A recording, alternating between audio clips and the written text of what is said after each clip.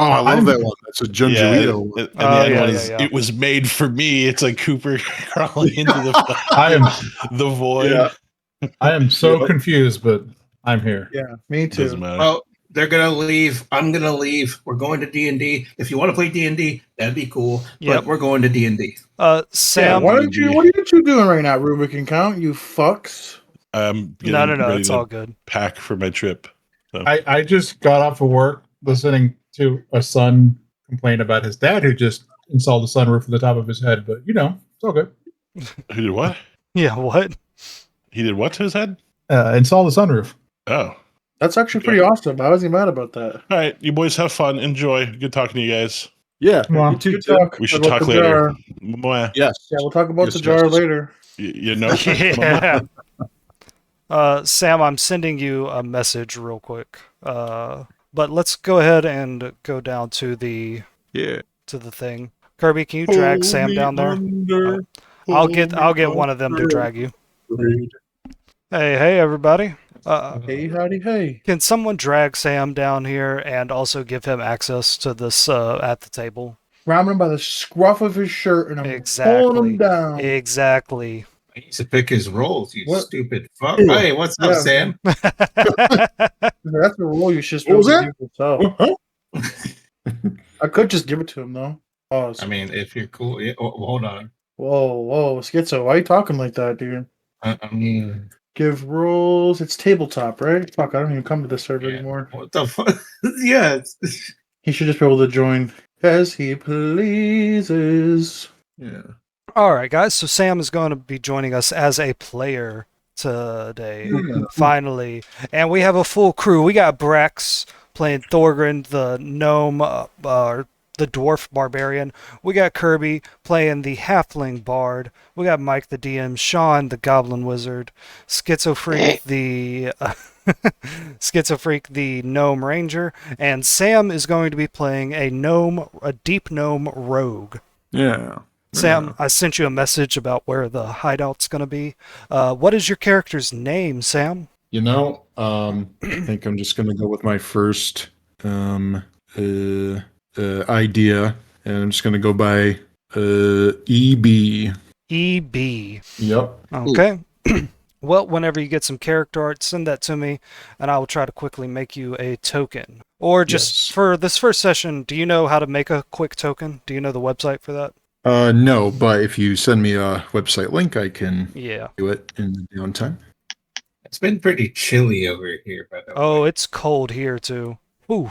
It's like... In real life? It hit almost 20 over here with wind chills. Ooh, that's real in bad. Tampa?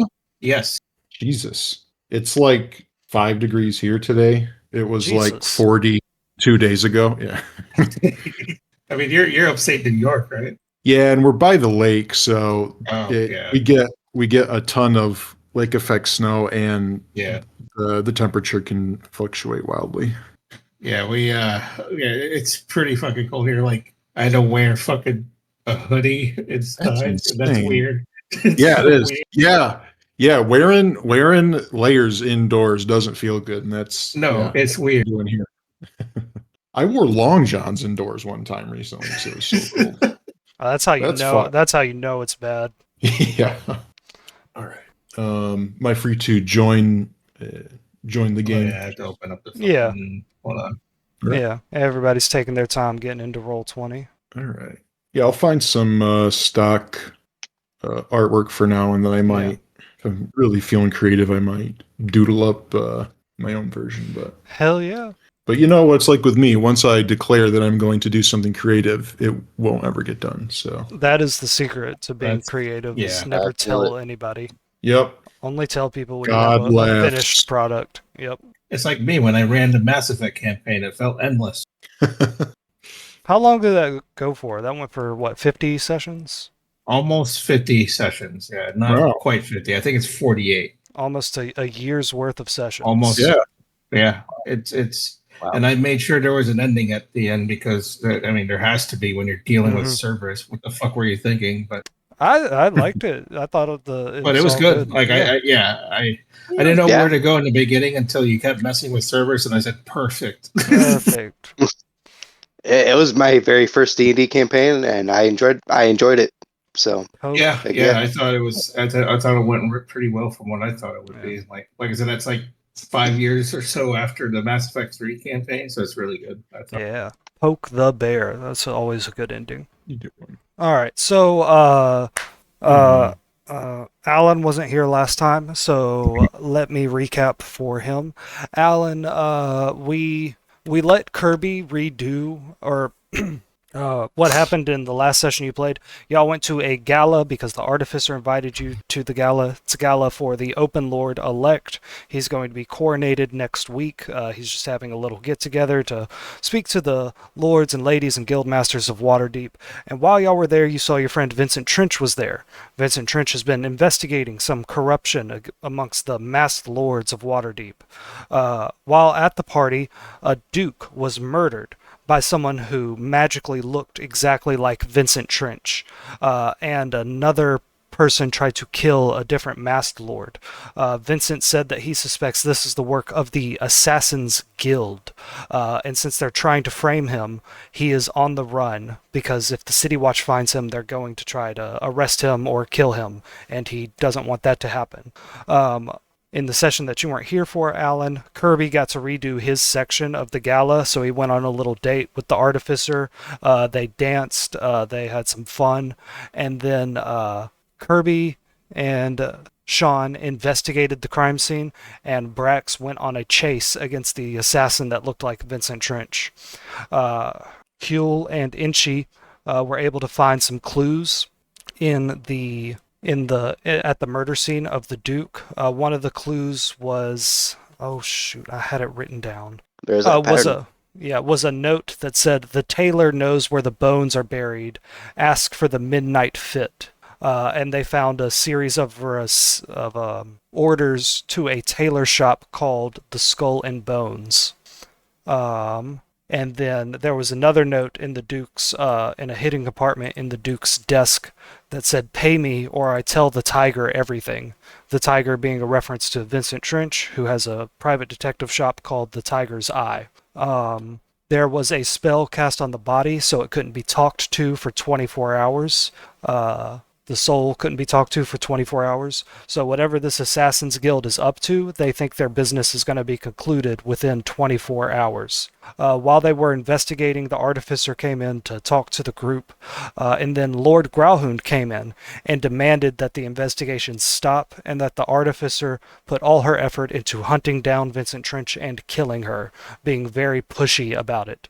The Artificer let everybody else leave the temple, and they went to find Brax. Brax had chased the assassin and started having a fight with him in the middle of the street, and he was surrounded by a couple of other assassins who got off some sneak attacks on him. Eventually, the whole group got together, and they fought off the assassin that looked like Vincent Trench. When they killed him, the disguise self spell faded away, and it was just another assassin in a mask, and then this red token that you see up here in chat, the leader of the Assassin's Guild, stood on the rooftop and taunted the players and summoned from the mists about 15 other assassins. So the entirety of the Assassin's Guild is here in Waterdeep. They are trying to kill masked lords who are trying to put laws on the books that protect the people of Waterdeep from nobles and guildmasters. And for some reason, they're trying to frame Vincent Trench. Does anybody have any questions before we get started? No, I don't think so. I think I will likely have questions as we go on. Yep. So, Sam, the stories we're doing right now, I'm calling them interludes. They're not connected to the main plot of Wicked City. So they're fun, they're loose. We're just here to have a good time. And then once this story arc wraps up, we'll get back into the main plot of Wicked City. Okay. And is Wicked City your own campaign, or is it your own version of the is it related to the Dragon Horde Dragon Heist adventure, or yes. Yes, this is a combination of two different campaign books, Keys to the Golden Vault and Waterdeep Dragon Heist. Yeah. And I call it Wicked City. And I think I've told you this already. I partially played Vault of the Dragon Keep many years ago, but we didn't get very far, and we were utter failures. Yeah, the Dragon Queen's Horde is something I've wanted to do for a while, but it always eludes me. Yeah. Have you made a token yet? I'm doing that right now. My cat Fantastic. is on my computer desk, so she's making get off of there. Yeah, she likes to stand on my tower. Oh, that's fun. Yeah. Okay, while you're making that, let me find Blinken's token, and then we'll get started. And when you're ready with that token, we'll start your scene. I'll use this guy. Okay. Blinken, Huel, Thorgrin, and Inchi, are y'all ready to go? Yep. All right. Listen. So, Blinken, we're just going to play this like you were with the crew the whole time. You just weren't talking. Okay? Sure. Yeah.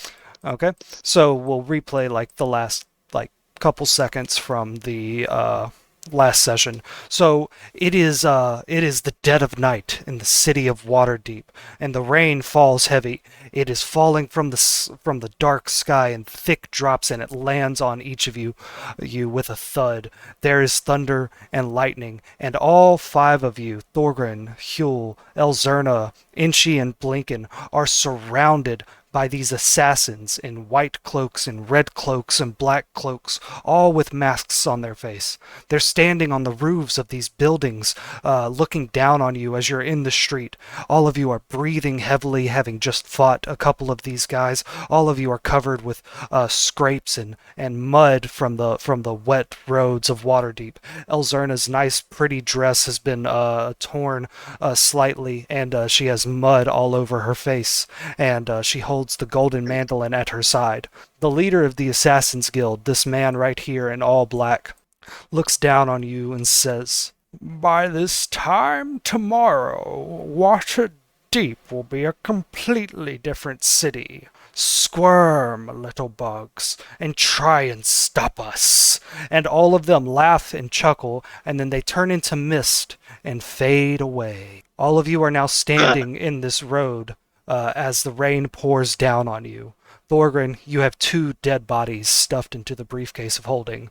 What do you guys do? That was a pretty big illusion with a lot of guys. What was that dude's deal? Fucking fuck, man. I don't know. Or a bunch of obviously they want to change the city. He got blood on my tuxedo. I mean, probably could fucking wash that off. Yeah, he ruined my good shirt. Like, there's pretty much nothing left. Yeah. Thorgrin, you wanted to be shirtless all night. You're now shirtless. Elzarda says, I look. uh-huh. Yeah, I'm like, I was looking at Thorgrin when he said, "Oh, there's something wrong with my shirt," and I'm like, "What shirt?" Elzarda says, uh-huh. Yeah, they ripped it to shreds, the savages. Elzerna says, "I don't want to hear any of you boys complaining. Look at my dress. This was all the money that I had." And she looks down at her tattered dress and says, "Are we going to stand out here in the rain all night? What are we going to do? Back to Trollskull Manor? To the Artificer? Are we looking for Vincent?" Oh, we got the body to prove him innocent. So I guess we could, save him. So we just go to the Artificer, pull out the body, he says, "This is the guy." Well, make sure we pull out the right body. I mean, yeah. The other one we were using to blackmail. Okay. Well. Oh, Just actually, I'm going to dump that Remind one me to out. give him his pin back. What? Yeah. So, And she reaches into his jacket pocket and pulls out a bloody pin. So one of the things that they found when they were investigating the office is that there was a pin, like a writing pin, a quill, right next to the body. It was a silver thing that was engraved. You pull ink into it, and it writes like an old fancy fountain pen. And the initials VT were on it. This was planted at the crime scene to make it look like Vincent Trench killed the Duke. I'm sorry, what was playing at the crime scene? A pen with Vincent Trench's initials, like a fountain pen with his initials. Elzerna says, "I don't see how a dead body that doesn't look like Vincent is going to prove that Vincent was innocent. Everyone there, the lords, the masked lords, the guild masters, the open lord-elect himself, saw someone that looked like Vincent Trench holding a silver knife walk away from the crime scene. That body doesn't look like Vincent Trench. It proves nothing." It means that they can... Yeah, it means that they can speak with the corpse, ask the 3 questions that it has to answer. Oh fuck! Were you the one that killed the noble? Yes. Who do you work for? Those assholes. Your mom. Yeah. Well, maybe actually. I mean, that they could have worked for her. Is that how? And what about those sword people? Has he ever been known to cooperate with sword people? No. I mean, are they going to really jump to this conclusion? No. They're stupid. Let's go home. I want to take I this may off. have an idea, but Yeah. how do? What's up, Sam? Well, I mean, I can offer my idea once I'm present in the party, but how do I put my token on the map? Just send it to me. Send it to me, okay. And I'll take care of it. All right. So this is just what I'm using for now, and I'll probably draw up something later. Okay. This is better, but Ooh, very not nice. quite accurate. Not quite accurate to what my character completely looks like, but in the ballpark. It's fine with me. We can use it for tonight. Yeah. Just realized he's wearing like a very contemporary like a military bandana, which kind of, now that I've seen that, it kind of It's fine. I like it. pulls me out of it. But whatever. It's a good, Whoever made it, it's I a mean, good that's piece. fine. That's fine. Okay. You'll So see Huel like kneeling in the alleyway, the rain down on his his hair and his face and everything. Mhm. And when he jumped off the roof, his giant ass Mhm. broke his loot. He's like holding the two broken pieces of it. Doing. Oh no. Yeah. Zarna goes, Hugh, what are you going to do? You see him finally come back. He's like looking around. Like you can see there's like visible tears on his face between the rain and the dirt. Mm-hmm. He's like, I've had this loot for so long. She says, He's surely just crying. there's someone in the city that can fix it. Oh, Hugh, I'm so sorry. So you guys are talking amongst yourselves. What do you think you're going to go to the artificer and try to prove Vincent innocent? It's an option. Yeah, we could. Heading back to the manor. Okay. Y'all think about it for a minute, and we will have Sam's introduction scene. Okay. Hell yeah. Alrighty. All right. Sam, what's your character's name again? EB. E.B. Yep. Okay. Initials. So, E.B., the deep gnome, you are wandering amongst the docks district late at night. You are a smuggler. You're a smuggler of sorts, but you're a specialized one. People come to you and they tell you things that they want, and you just find them. No matter how hard you have to try. And one of your clients recently asked you to get them some purple dragon scales. Now, you happen to know that there is a store in Waterdeep, in the Docks Ward, that sells things that are all purple. The only thing this shop sells is stuff that is purple. And you are standing outside of that store right now. This is Old Zoblob's shop. It is a musty wooden building where all the wood has been painted over with a deep purple, and the door is open. Hell yeah. And there's some purple vapor Highway Star. coming out that smells like flowers. What would you like to do? Gonna crank smoke on the water. Hell yeah. It's a deep purple joke. Okay. I get it. I'll enter. I had to explain it because it was so good. All right.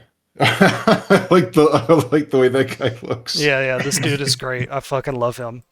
So you march confidently into the store. I have a map for it, but I'm not gonna do all that. Coincidentally, I was going to. My character idea was, like those like frilled kind of like hood.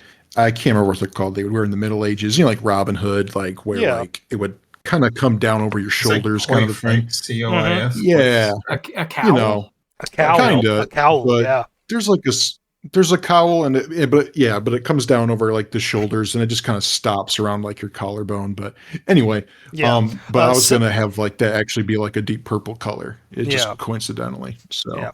I don't know Sam, if that helps, but Sam, you know that it's important to scope out an area before you just walk into it. You never know what could be there. So as you're like watching the shop for 10 minutes, what do you do to pass the time? Do you pull out a pipe and smoke something? Do you get something to eat? It's a rainy, dark night. Like how would your character handle this?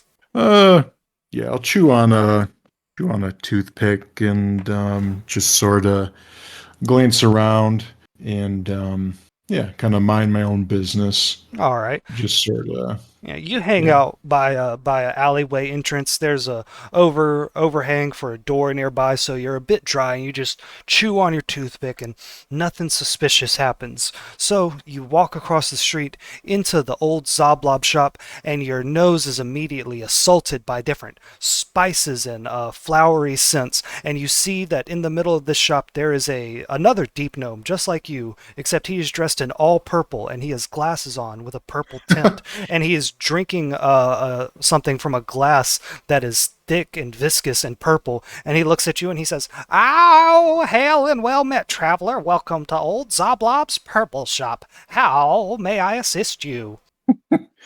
Mighty pungent in here. It's the scent of I'm looking purple flower petals, like violets, or purple cinnamon that I've dyed purple. It's a wonderful aroma, is it not?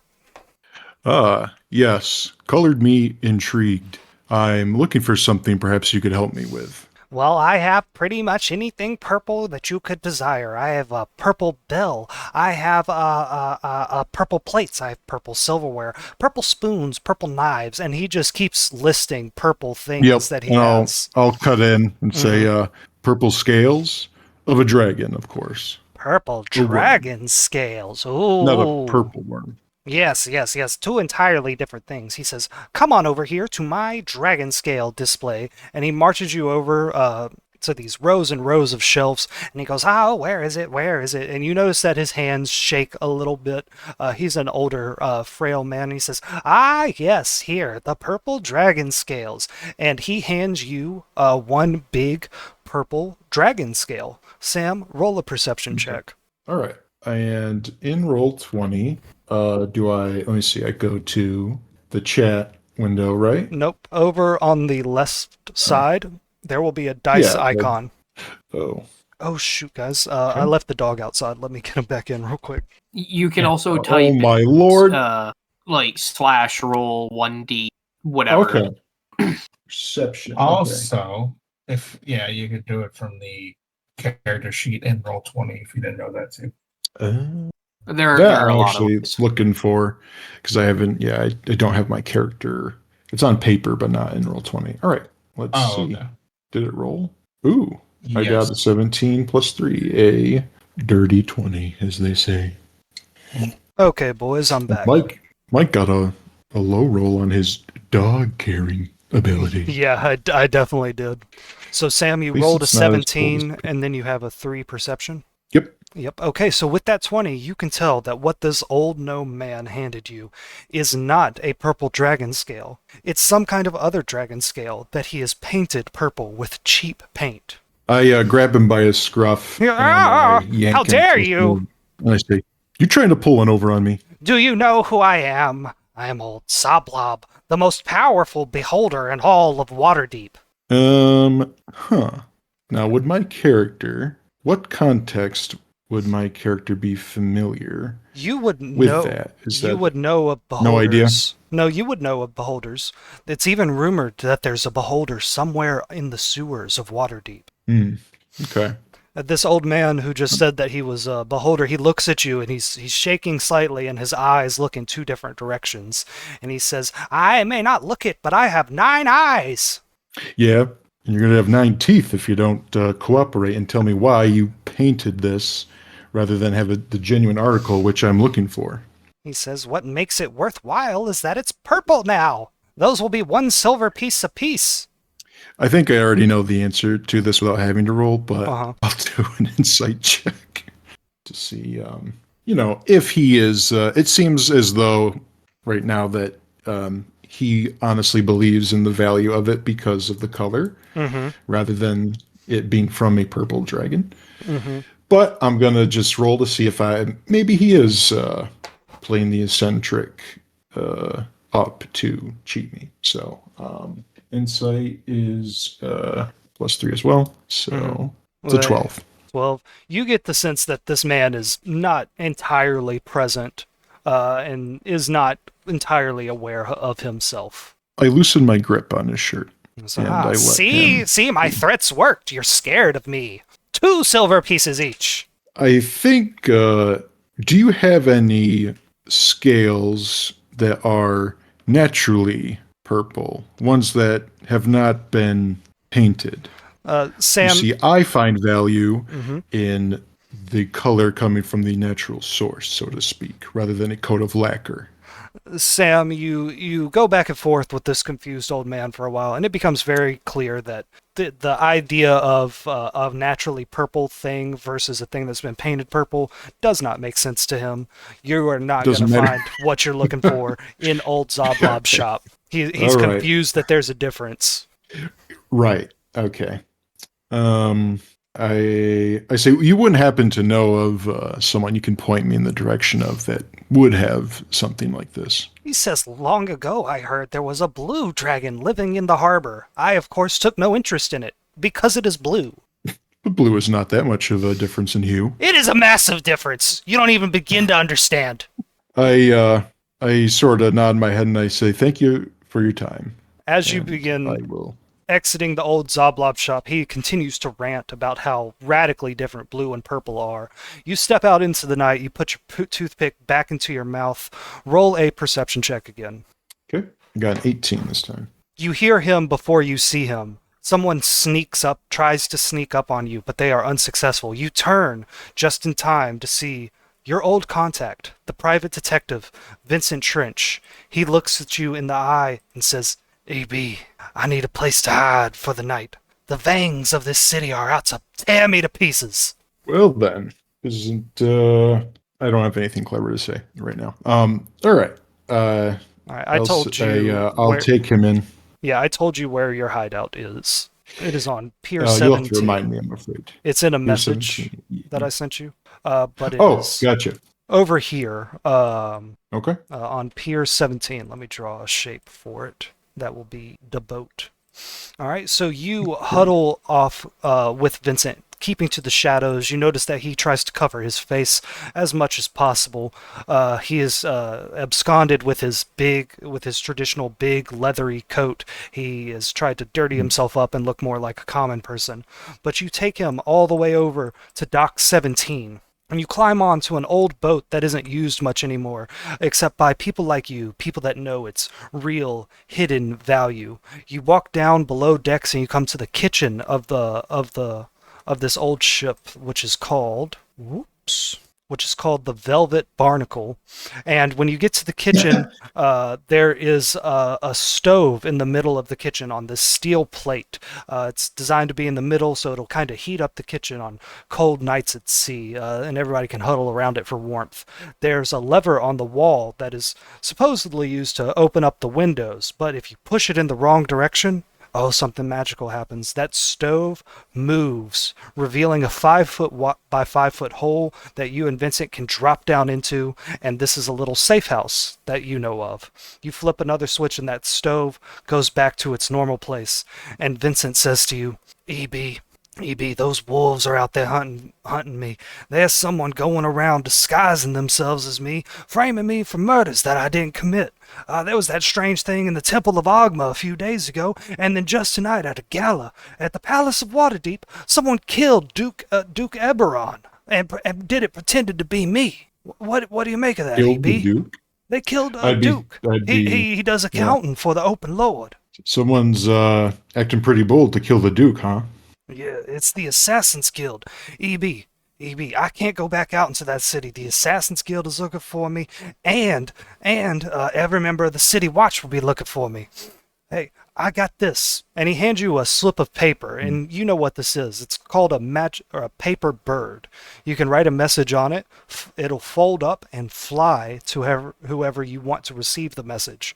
So you could write, someone could write, "Dear Sam," and send you a little note. All the way from the north of Waterdeep, the paper would fold itself to an origami bird, fly down here to the docks ward, and land in your hands, and you could unfold it and read it. He says, "Get out there back on the docks and send this to a fella named Blinken, okay? Him and his buddies, they'll help me out. Keep an eye out for them when they come here. Make sure they get onto the Velvet Barnacle without incident, okay?" Lincoln. Blinken. And, Blinken, he's a gnome. All right. All right. So And yeah, you go. Sorry. Sam, you climb back up to the upper deck of the ship. You know, that puts you about 15 feet above the level of the docks, and you take the piece of paper and you hold it up in the air, and it magically folds itself and begins flying away to whoever this Blinken person is. You watch it fly off. You're able to see it in the distance as lightning strikes and illuminates everything just for a moment. And you put your toothpick back in your mouth and you wonder, what has Vincent gotten you into this time? Yeah. Going back up north, the Half Pints and Elzerna are collecting themselves in this alley after their fight with the Assassin's Guild. They are in, every once in a while, the lightning will strike and illuminate the whole city, throwing in everything into a white light. Above y'all stands the towering Hawkman statue, a 50-foot statue of a man with wings, one of the many walking statues of Waterdeep. And y'all are trying to decide what you're gonna do next, when Blinken, a paper bird, flies out from the sky and begins flying around your head. What do you guys do? Well, I look at the bird and be like, what is it this time? What am I getting? It's a drawing of a big penis. Okay. You snatch the paper bird out of the air, and the paper magically unfolds, and you see a handwritten note from Vincent Trench saying, "Whenever you're free, Blinken, give me an update. I'm at Pier 7. I'm at Dock 17 in the Docks Ward, an old ship called the Velvet Barnacle." All right. After reading that, I look at the group and says, well, we have a lead to go to the docks and say hello to our boy Vincent Trench. Did he really have to draw the vein like that? That is very. I said crudely. Do you want it? No. It's a bit girthy for my taste. Holds it up and puts it in his wallet. Okay. So yeah, we could talk to Trench. I think that might be a better idea instead of showing a dead body right now. I mean, all the body does is like help our case of proving him innocent. I mean, we could just skip over that and go visit him. What time is it anyway right now? 10 p.m. Yeah, I don't think. I mean, I guess. I don't think the guards will care what time it is if they're looking for a noble. Yeah, murderer. but if we're going to talk to specifically the artificer, I mean, well, do you know where she is? We'd have to find her. I'd imagine she's at the city watch. What if she's out in the city looking for him? Last time you saw her, she was at the Palace of Waterdeep, examining the crime scene. Okay. Is that on the way? Right. No, it's in the other direction. I'm gonna meta. Okay. I'm gonna meta a little bit here for y'all. Trying to speak to the bodies won't work. They have the same spell on them as the Duke had, where their soul can't speak for 24 hours. We can say that Inchi was able to detect that magic on them, so that plan won't exactly work. Well, we can still give them the body to, here, hold on to this. Like, it's not like there is a time limit to cast said spell, and a time limit preventing said spell. Yep, you're absolutely right. Would give them a reason to not kill him, which is a bonus if we want to keep him alive. Why am I advocating? I don't care if he lives or dies. So well, that checks out. So anyways, do you want to go where the story is then on the dock? I mean, let's talk about the body for a while now. Yeah. I mean, I think personally, we should go to the docks just for the sake of the fact that it's late, and since we Blinken, why are you still standing there? We're going to the dock. Yeah, Blinken, come on. All right. Let me. He likes to stand there and listen to himself talk. I swear. Let me make one map real quick. I will be right back. Okay. Scared you, didn't I? No. All right, let me do it. No, come back, Ellen. All right, almost done. Just a second. Okay. Let me grab everyone's tokens. Y'all give me just a minute. Okay. All right, I'm almost done. Should have had this ready to go beforehand. Hey, I should have had my character sheet fully ready to go beforehand, but... Okay, So all of you make your way down to the docks. The rain and the thunder does not let up, and it feels like the wind gets even worse. As y'all head down to the docks, you follow some old grimy street signs, and you make your way over towards Dock 17. Brax, Thorgren would be aware that he is but just a few blocks away from old Zoblob's shop, the purple merchant who you have wanted to kill for like 20 sessions now. Kill's the wrong word. It says strictly here just burn down his shop. Okay. So it's not that I want him dead. I just want him to financially suffer. Who's this again? Old Zoblob, the person you were just talking to, is a character they met Oh, yeah. and Brax really I don't doesn't remember like him. why. I didn't write down why he upset me. I just wrote down burn down his shop. but by God, I'm going to stick to my vendetta. I think you don't like him. Was that Destry? No, I have no idea why you don't like him. No, it was Thorgren. Yeah. I just don't remember what happened. Look, a grudge was made, okay? I think you stole a bottle of wine and got mad that everybody told you to pay for it, and you hold a grudge against Zoblob instead of everybody else. It prevents party conflict. Okay, guys. Y'all are walking along. Can everybody see the new battle map? Yes. Yes. Okay. Yep. You guys are walking along the docks ward. You make your way to Dock 17, and you see this boat called the Velvet Barnacle just sitting in the docks, and it's been tied to the docks multiple times. It looks old and decrepit. There's a big hole in the hull, so some part of this ship is taken on water. It looks like someone just left their ship here, and no one's bothered to clear it out. Everybody go ahead and roll a perception check. I have a brief question. Hey! All these minor, like these little tokens that are around the character tokens, what are those? So Blinken has, that's a secret. You'll figure that out later.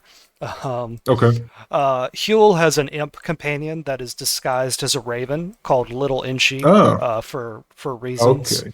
And then Thorgren has 2 dead bodies stuffed into a bag of holding that is shaped right. to look like a briefcase of holding. They got that from helping out a college professor on their first mission. And so far it has primarily been used to store items they'll never use and dead bodies. As all good bags of holding do. Yep. Well, I mean, we don't necessarily need the first body anymore because blackmail didn't work. Oh, hey, look, we're near the dock. Dump the one out. My God, really? Yeah. All right. That body in the river. Also, It'll sink. You weren't trying to blackmail Vincent. You were trying to figure out what was going on. Why were assassins pretending to be him? But well, we were trying to. There was blackmail. Forgot what happened. Okay. So Brax, with that nat 20, you are able to see that standing at the front of the ship near this little crane and pulley contraption that they have on the front of the ship, there is some kind of gnome standing watch. They're trying to stick to the shadows, but they poke their head out every now and again to look to the left, look to the right. They look like they're watching over this ship. Brex, what do you do? I mean, nothing. Nothing? Yeah. They don't seem like they're going to cause an issue. Okay. Sam, as you are standing up, you're trying to like hide and make sure that you're not super visible, but you notice that about 5 people that are all just as tall as you begin walking up to the ship. It's really hard to make out distinguishing features, but it looks like another gnome, one of those hill gnomes though, a halfling, a goblin, a dwarf, and a human child are walking up to the Velvet Barnacle. Sam, roll your own perception check.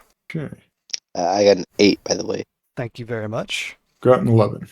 Sam, I should have given you a difficulty check. It was going to be 13. I didn't say it out loud, though. But you fail.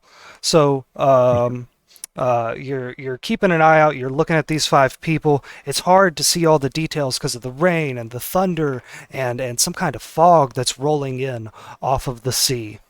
Thorgren, Huel and Blinken, y'all get to the stern of the ship here. You still have to walk all the way around it in order to get up to the ramp onto it. What do y'all do? Do you call out to the gnome that you see up there? Do you take any precautions or anything like that? No, I mean, I'm assuming the gnome's staring at us, so I'm just staring back. Got that Samuel Jackson stare going. I'm like, talking and stuff and being mindless and saying, yeah, this is the ship. Where the hell is, Trench at? All right. So you're Nod my head, look that way. so you're all talking amongst yourselves and grumbling, and Elzerna says, "I've never been to the Dockswood before. Does it always smell like this?" And then I am going to roll a d6. Yes, it always smells like Thorgrim. I showered. Can't tell you when, but I did. As you guys are talking, Elzerna says, "I've never been to the Dockswood. Does it always smell this horror?" Ah! Something snatches Elzerna, and all of you wheel around and see that there is an assassin in a red cloak holding Elzerna with a silver knife to her neck. As that happens, Sam, you see that from the opposite direction, 4 dockworker thugs armed with hooks and boards with nails stuck through them approach from the other side. Okay. Everybody, roll initiative. Yeah.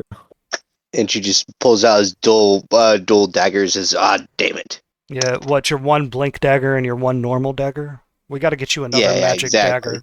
Dagger of smite. Smite. I got a 3. Excuse me. Okay. That should have been rolled with initiative. Remember, guys, if you click your tokens and then roll your initiative, it'll put you automatically in the battle tracker. Okay, well, wait, what am I doing? Rolling 22. physical dice. Actually, everything open. I'm rolling my physical dice, which translates into the 20 there. The D20 there. So Yeah, you have. Oh, is that? I'm special. Yeah, yeah. That's a cool. Yeah, you roll the physical dice, but then it translates whatever you roll in real life into Roll20. Damn right. That's pretty neat. Sam, It's the best of both worlds. Turn. I'll add Damn the right. assassin's turn and the thug's turn. Do you need me to do something in order to be put into the battle trackers? Me not having a character sheet gonna throw everything off? No, it's not. Absolutely not. I've already put you in the battle tracker. Let's see. Huel, what did you get for initiative? 13. 13. Thorgrim. Oh, I seem to have got a disappeared. 22. 22. Elzerna will roll later. Blinken got a 19, and Inchi got a 7. Fantastic. Sam, what did you roll for initiative? 13. 13. My lucky number. Oops. Huel and Sam, roll 2d20s. Whoever gets the higher one gets to go first. Well, it's not Sam me. got a 1. Hey, I'll take it. I rolled out the botch early. Yep, there you go. Huel, what about you? There we go with a 10. So we'll just call Huel's initiative 14. If it'll change, there we go. All right, rolling for Elzerna. Now I'm rolling for the assassin. Now I'm rolling for the thugs. Elzerna Castellanter got 5. The assassin got a total of 14, and the thugs got 13. I'm just going to call them 12. Okay. Oh, the assassin got the same as, or actually rolled above Huel. Okay, so it's going to go Thorgrim, Blinken, Assassin, Huel, Ebi, the thugs, Inchi, then Elzerna. So, starting off with the combat on the rainy cobblestones of the Dockswood is Thorgrim, the dwarf barbarian. There's an assassin holding a knife to Elzerna's neck to your right, and 4 thugs to your left. What do you do, Thorgrim? That thug with the knife? I don't like him.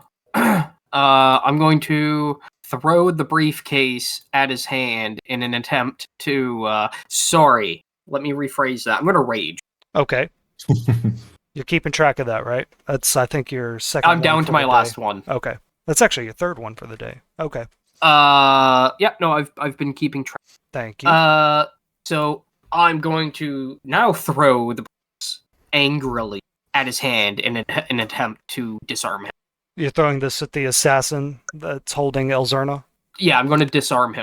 That's such a difficult thing. You're going to need to get above an 18 on a dex attack. Can I substitute dex strength? Because I'm trying to force something out of his hand by throwing another. Yeah. I don't care necessarily if I hit his hand. I'm just trying to put enough oomph into it to get him to let go of it. The strength is less important than the aim, so I'm sticking to dexterity. Okay. Now, if you want to run then- up to him, right next to him, and hit him with the briefcase, that's a different story.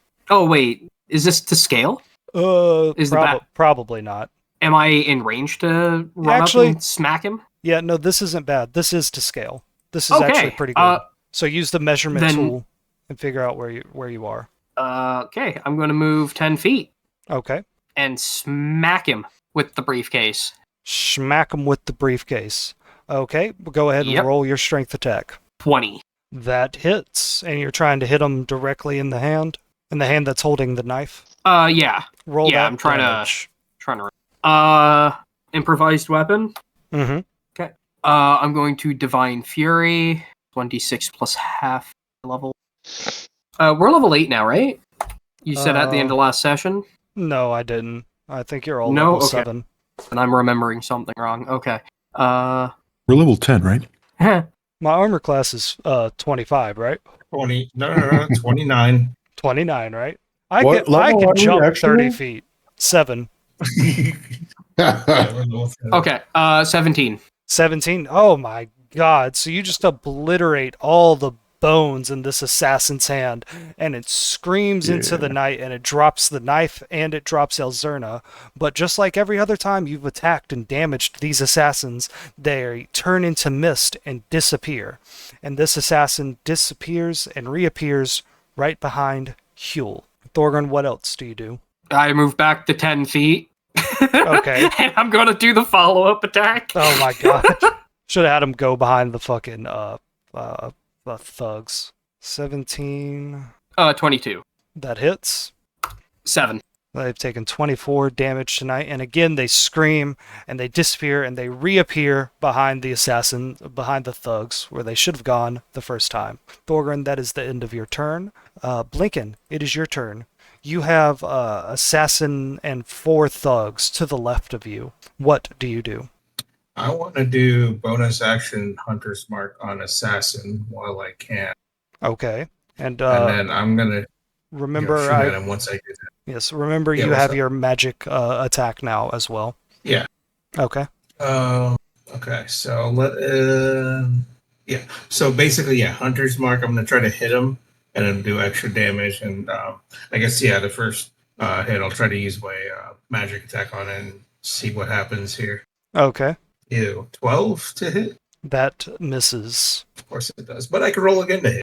Yes, you can. 19 to hit. That hits. D6. Okay, 7 damage on that one. Plus I think it's a D6 for Hunter's Mark, right? Mm-hmm. And then add a D6 magic fire damage. Right. Okay. Fantastic. Another 8 there. Okay, that's a lot of damage. Very nice. That is, 25 more damage? So this assassin is quickly taking a bunch of damage. You unleash, you plant your feet right, and just as the lightning strikes and this area is filled with white light, you unleash a golden magical arrow that strikes this assassin and douses them in a magical golden fire. And they scream into the night and they disappear. And you do not see where they reappear from. Is that your entire turn?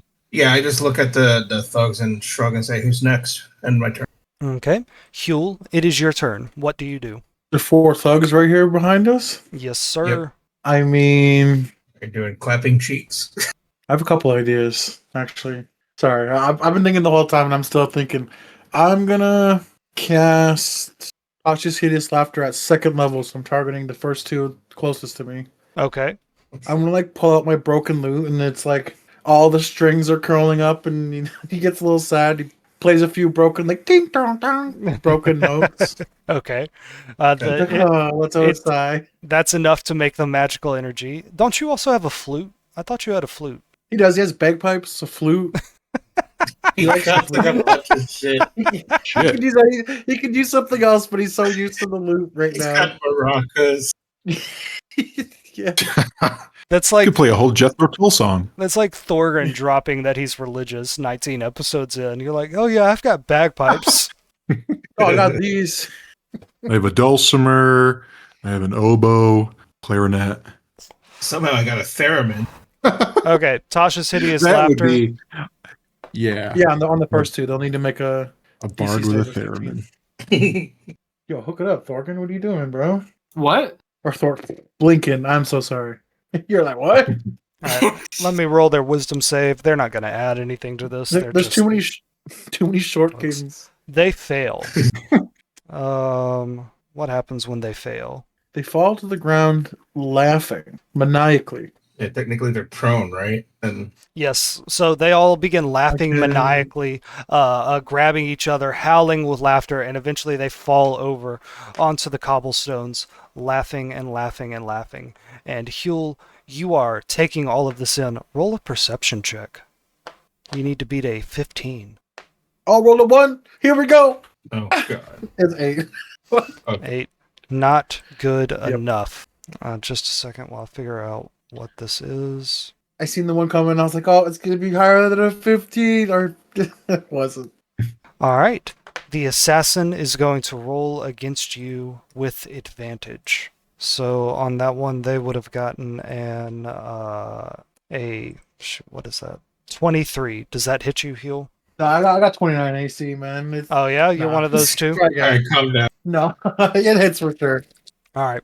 So from the rooftops, you don't hear at all as an assassin leaps off of the rooftops over towards you and buries a dagger into your side. This is going to be a sneak attack. Gets him right in the ribs. It's like, that's my good ribs. So we're going to roll their damage, which is... Did we rest from the last fight, or did we Y'all come have- right here? Y'all have not rested at all. Okay, just so I don't reset my HP. Gotcha, 1d6 plus 5. Oh boy, That's that's actually actually it, fellas. With the sneak attack, it's 2d6.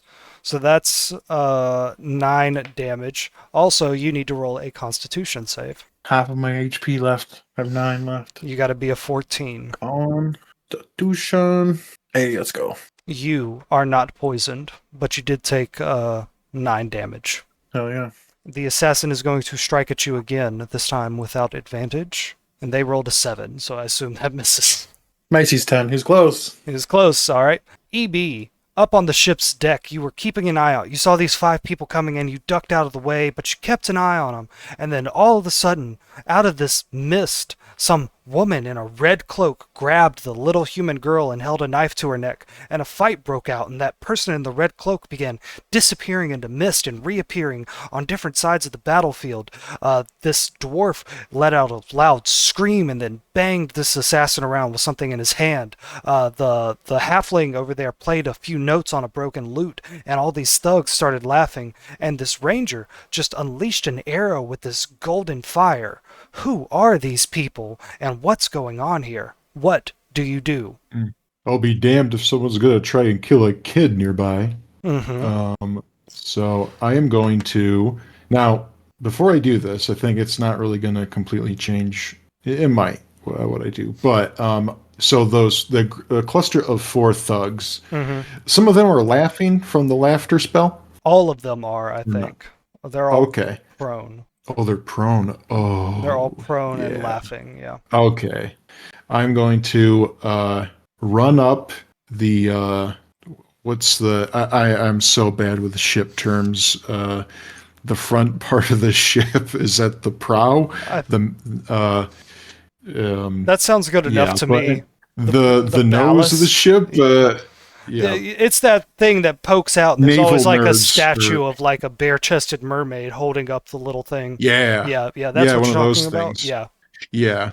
Yeah. I'm gonna run along that to its end and jump off with my weapon is a very big knife. It's actually a short sword, but it looks like just a very broad, large Bowie knife. And I'm going to use that as my weapon, and I'm going to jump off and jump onto the nearest thug and just bury my blade deep into him. And, All right. Now, you're a rogue. I think that would count as a sneak attack because you have the height advantage, which means you have advantage. Oh, okay. Nice. I figured I would get it because he's prone. Also that. But also, yeah, with the height too. So, Also that. oh, I'm going to be one of those players. Do I get double sneak attack damage because of No. both conditions? No. But I'm going to do that. So I'm just going to go yeehaw and jump on him. All right. I don't say yeehaw. But Go ahead and I roll dive that on him with my attack. knife. Okay. You got to beat a AC of 11. Yeah. 25. Wait. Oh, that roll. Okay. That die 6 that I just rolled, I was attempting to. Okay. I see how to correct that. I was going to roll damage. Okay. So that'll count as the first die 6. Here, I'll just roll them. I'll just do 2 more. This will be the sneak attack damage. Then I'll roll my weapon damage. Fantastic. Actually, it's 4 die 6 for sneak attack for me. So. Oh, hell yeah. So that is a total of 15 for sneak attack, and then my weapon. So 20 damage altogether. 20 damage altogether.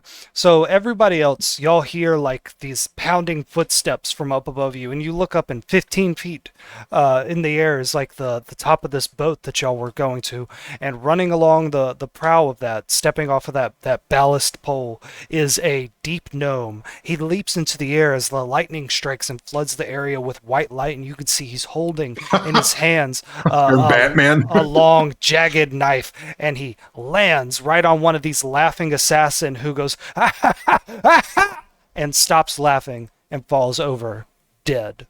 Yeah. EB, do you only get one attack? Oh, good question. Level 7. Let me look at the rogue page real fast. I believe so. I don't think rogues get a second attack as they level up. They get other abilities. I'm surprised too, but I don't see it anywhere in here. So this is the end of your turn then? I think I can take a bonus action because of my rogue ability. Okay. Let's see, how much movement was that? That would have been like 15 feet of movement. Okay. I will bear with me one moment because I can do one of my things is I can do the help ability as a bonus action. Okay. So just need to find that part. And actually I don't do that a whole lot. So okay, I found it. So I am going to do the help action. So I'm going to basically use the remainder of my movement. Mm-hmm. Oh, and also I have the feat that I took is mobile. Okay. So my speed is 35 rather than 25. Good. So if I can move an extra 10, I don't quite get to the assassin, but I'll run up to just this guy, and I will kind of like grab him, and while he's already in a fit of laughter, so it might be a moot point, but no, he's laughing. But basically, yeah. So this is just the help action. The help action gives advantage to whoever attacks him next if they're my ally. And I'm jumping into, even though I don't know these people, I'm joining the fight on their side. Fantastic. So everybody saw this gnome leap off the boat, kill one of these assassins, and then grapple another one who is racked with laughter. EB, that is the end of your turn. It is now the thug's turn. The thug that you are holding laughs maniacally as he limply tries to grab your arms, EB, and get himself free. The other ones continue laughing. They're going to roll a wisdom save as a group. They need to beat Heals 14. With an 11, they do not save, and they all continue to laugh. Inchi, the goblin wizard, it is your turn. What do you do? Wait, I'm so sorry to interrupt. I would need to make a Constitution saving throw, right? Why? A second one to keep my concentration on the hideous laughter. Nope, it's on. Only if you get attacked. Only if you get attacked. I was stabbed. Ooh, shit. Was that before or after? That was... Did I do the laughter, or then he stabbed me? That was after, and I forgot. I also don't want this combat to drag out, so we're going to ignore that. Next time you get damaged... I'm sorry, I'll try to keep track of it next time. No, it's okay. I should have kept track of it. Thank you for reminding me. But for now, just ignore it. Your spell is still active. The thugs lost their turn to your hideous laughter. Inchi, it is now your turn. What do you do? Question, are we playing 5e 2024 edition? No. Okay. apparently illusion wizard gets a buff in there, and they can do a minor image as a bonus action. Maybe on my next campaign, I'll do that. It just depends, honestly. Nah, and she's chaotic enough as is. I'd be fucking going wild. Yeah. Let's see, who's this nearest guy right here? Oh, Dude in black, or are we going specifically for this assassin guy? It is whatever you wish. I just I think the guys who are down seem to be pretty vulnerable at the moment, but the assassin seems more dangerous, so True. So still holding my daggers, and she points his finger at the assassin and casts Phantasmal Force. Okay. Put that up in chat. Ooh, that's a long description. Oh yeah. Oh, this is what you use to make the rust monster. I did, yeah, Okay. back in like session 8 or something. Okay. Nice. So you need to make an intelligence saving throw as the assassin. Okay. Let me check their intelligence. They get a +1 to that, so 4. Oh, 4, so they fail. So, in that case, a creature of my choice within 10 feet by 10 by feet area appears. And this time it's going to be the mimic that almost killed Inchi in session 3. It fucking appears right before the assassin at his feet. Hell yeah. Alright, that's going to be this yellow box right here. Dope. So a chest appears that has many rows of long, jagged teeth and this long purple tongue and all kinds of eyes on the top of the chest, and it starts nya, nya, nya, nya, nya, at the assassin. Exactly. And each round on your turn, the Phantasmal can deal 1d6 psychic damage to the target if it is within the Phantasm's area. So I think that's 1d6 right now. I'm sorry, what's a 1d6? The last paragraph in Phantasmal Force right here. Yeah, it can take damage, yep. Oh. Or the Phantasm can cause damage. Each round on your turn. 1d6 psychic damage to the target. Yep, you're absolutely right. Okay. So you would roll that. 3. 3. The assassin takes 3 damage from the biting mimic. All right. That will be my turn. You don't want to move? Nah. All right. It is now Elzerna's turn. Elzerna holds out her hand, and appearing in her hand is this shiny golden mandolin that has all kinds of words and locations and vulgarities scribbled onto it. She raises her hand high in the air and strums a G chord, and all these flashing multicolored lights appear in the air as she casts dancing lights to illuminate this area. No longer will that assassin be able to hide and jump out onto all of you as long as Elzerna can maintain this concentration. She is going to gingerly take a few steps back from the combat as well. That is a whole round of combat. Back to the top, Thorgrin, it's your turn. To your left, the assassin is kicking at this illusionary chest that looks like a mimic, and then there are 3 thugs laughing hysterically, and this dark gnome, or this deep gnome, EB, has joined the fight. What do you do? Alright. Well, I'm going to pull out my maul. Maul! Yep. And I'm going to slide the suitcase to Elzerna. Okay. And I'm going to walk up to the assassin. Okay. Make sure I'm on advantage. And I'm going to attack him. Okay. That hits. Oh, my bad. So that's 17. I somehow rolled your damage for you. I clicked your maul plus rage, and it rolled that. Do you want to roll it yourself? It worked. Oh, that's...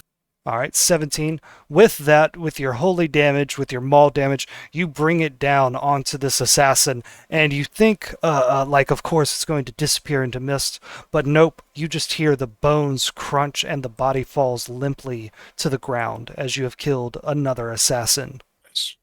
Thorgrin, you have damn, I'm getting good at this. You have a second attack. What would you like to do? I'm going to move... Is there space between the mimic and... Oh... I mean, it's an illusion. It doesn't matter, does it? Yeah, no. It's only real to the assassin. Can I stand inside the mimic? You absolutely can. Okay, I'm gonna walk in behind the mimic, and when the mimic opens its mouth to like fake an attack at the guy, I'm gonna pop out and bonk him on, just bonk him with the maul. All right, roll an attack against this laughing thug with advantage because he is prone. 24. 24. Roll that damage. 14. 14. All right. EB, this thug that you're holding who's laughing hysterically, he continues to laugh as a massive maul swings out of nowhere, hits him in the face, and knocks out a bunch of his teeth. He finds it very funny, the sound of his teeth hitting the cobblestones below. Blinken, It's like the sound of dice.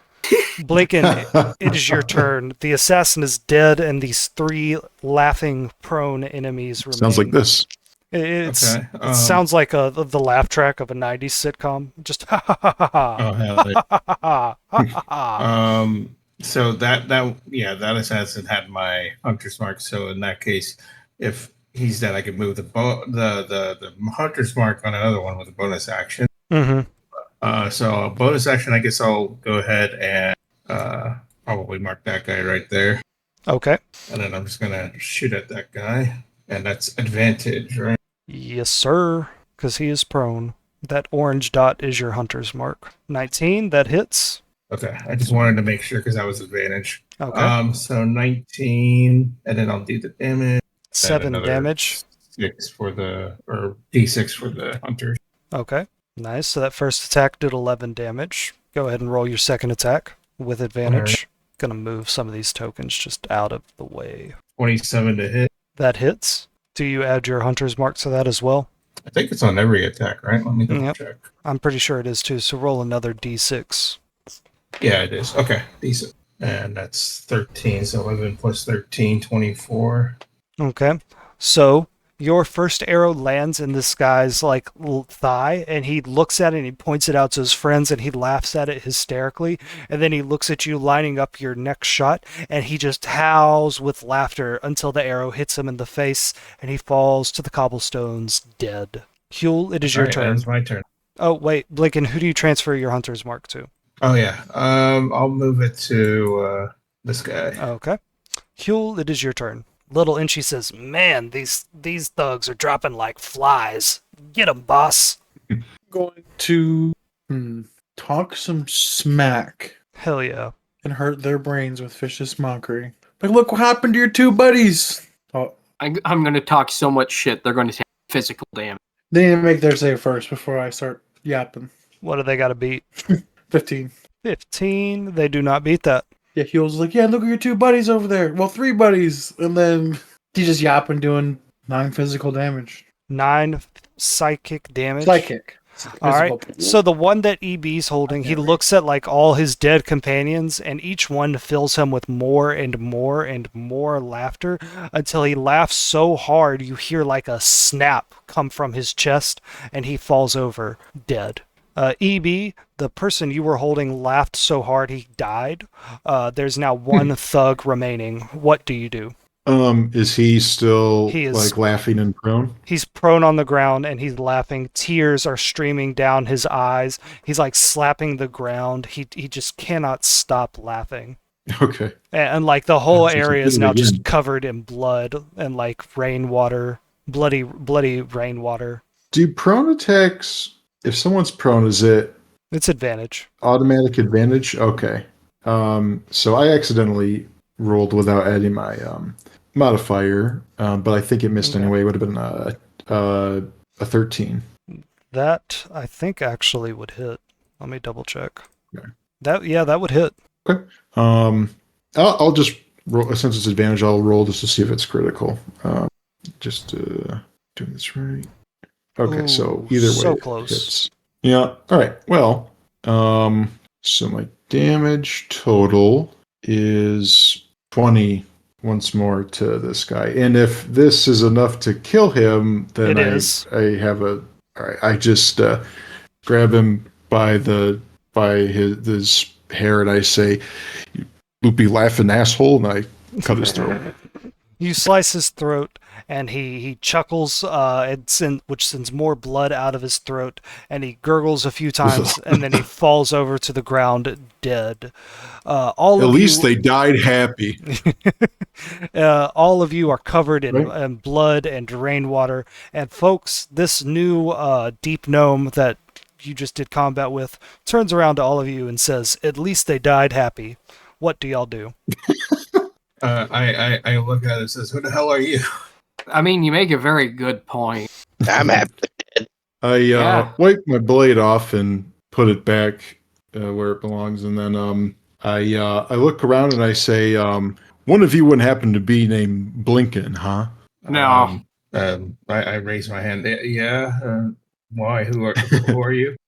For all So, you yeah. know, this guy could be an assassin who could have just like betrayed his guys to get closer to you, and you just Okay. outed yourself. Okay, let me go ahead and rephrase this question. Did you draw him that dick? Yeah, that's a good question. I say, in the spirit of being open and honest with one another, yes, I did.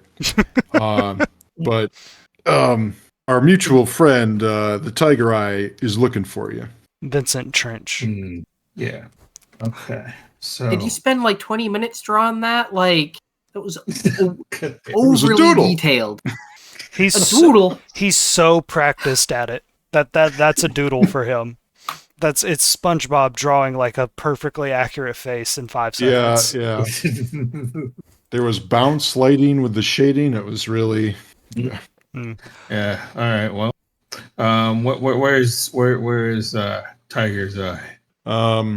So he's up here, and I guess just for the sake of what my character would do, I would not lead them right to like the room or like the hideout, Okay. like the secret hideout area is. But I'll lead them into the ship, and I'll just say, wait here, I'll go get them. Okay, that's good. Okay. That's good. Do y'all just leave the bodies on the street? I mean, I don't have actually, enough room in the suitcase. It's a good idea. We just We dump could- them in the water. Yeah.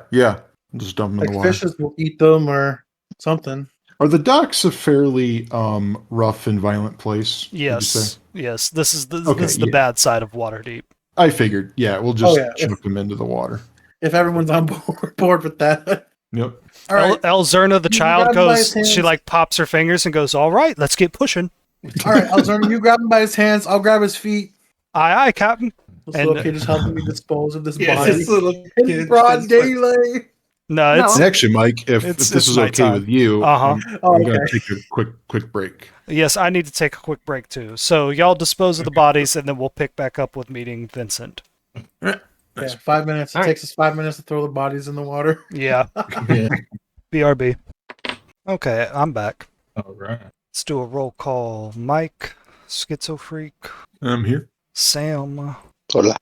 Sean, just waiting on Kirby and Brax. So, Sam, have you thought of like a more elaborate backstory for your guy, or do you just kind of want to figure it out as we go? Yeah, I'll figure it out as we go. I've got a rough outline, like a concept. Okay. And actually, it might be kind of fun to kind of maybe just go with a looser, less detailed story, and then as we go, fill them in Yes. with like appropriate characters, things like Yes. that. Yeah. I will say when people do bring up their backstories, it's nice. Blinken's Guild has come up some. Sean's family has come up a lot, whereas Brax Okay. and Kirby are both new to the city, so their backstory hasn't come up as much. But it does inform their characters. But I found having a goal in this campaign, something you wish to accomplish, a great dream, whether it be a crime dream or whatever you could do with a vault full of 1 million gold coins. Like having Yeah. that goal in mind is something you can actively work towards in this city. Anything is possible.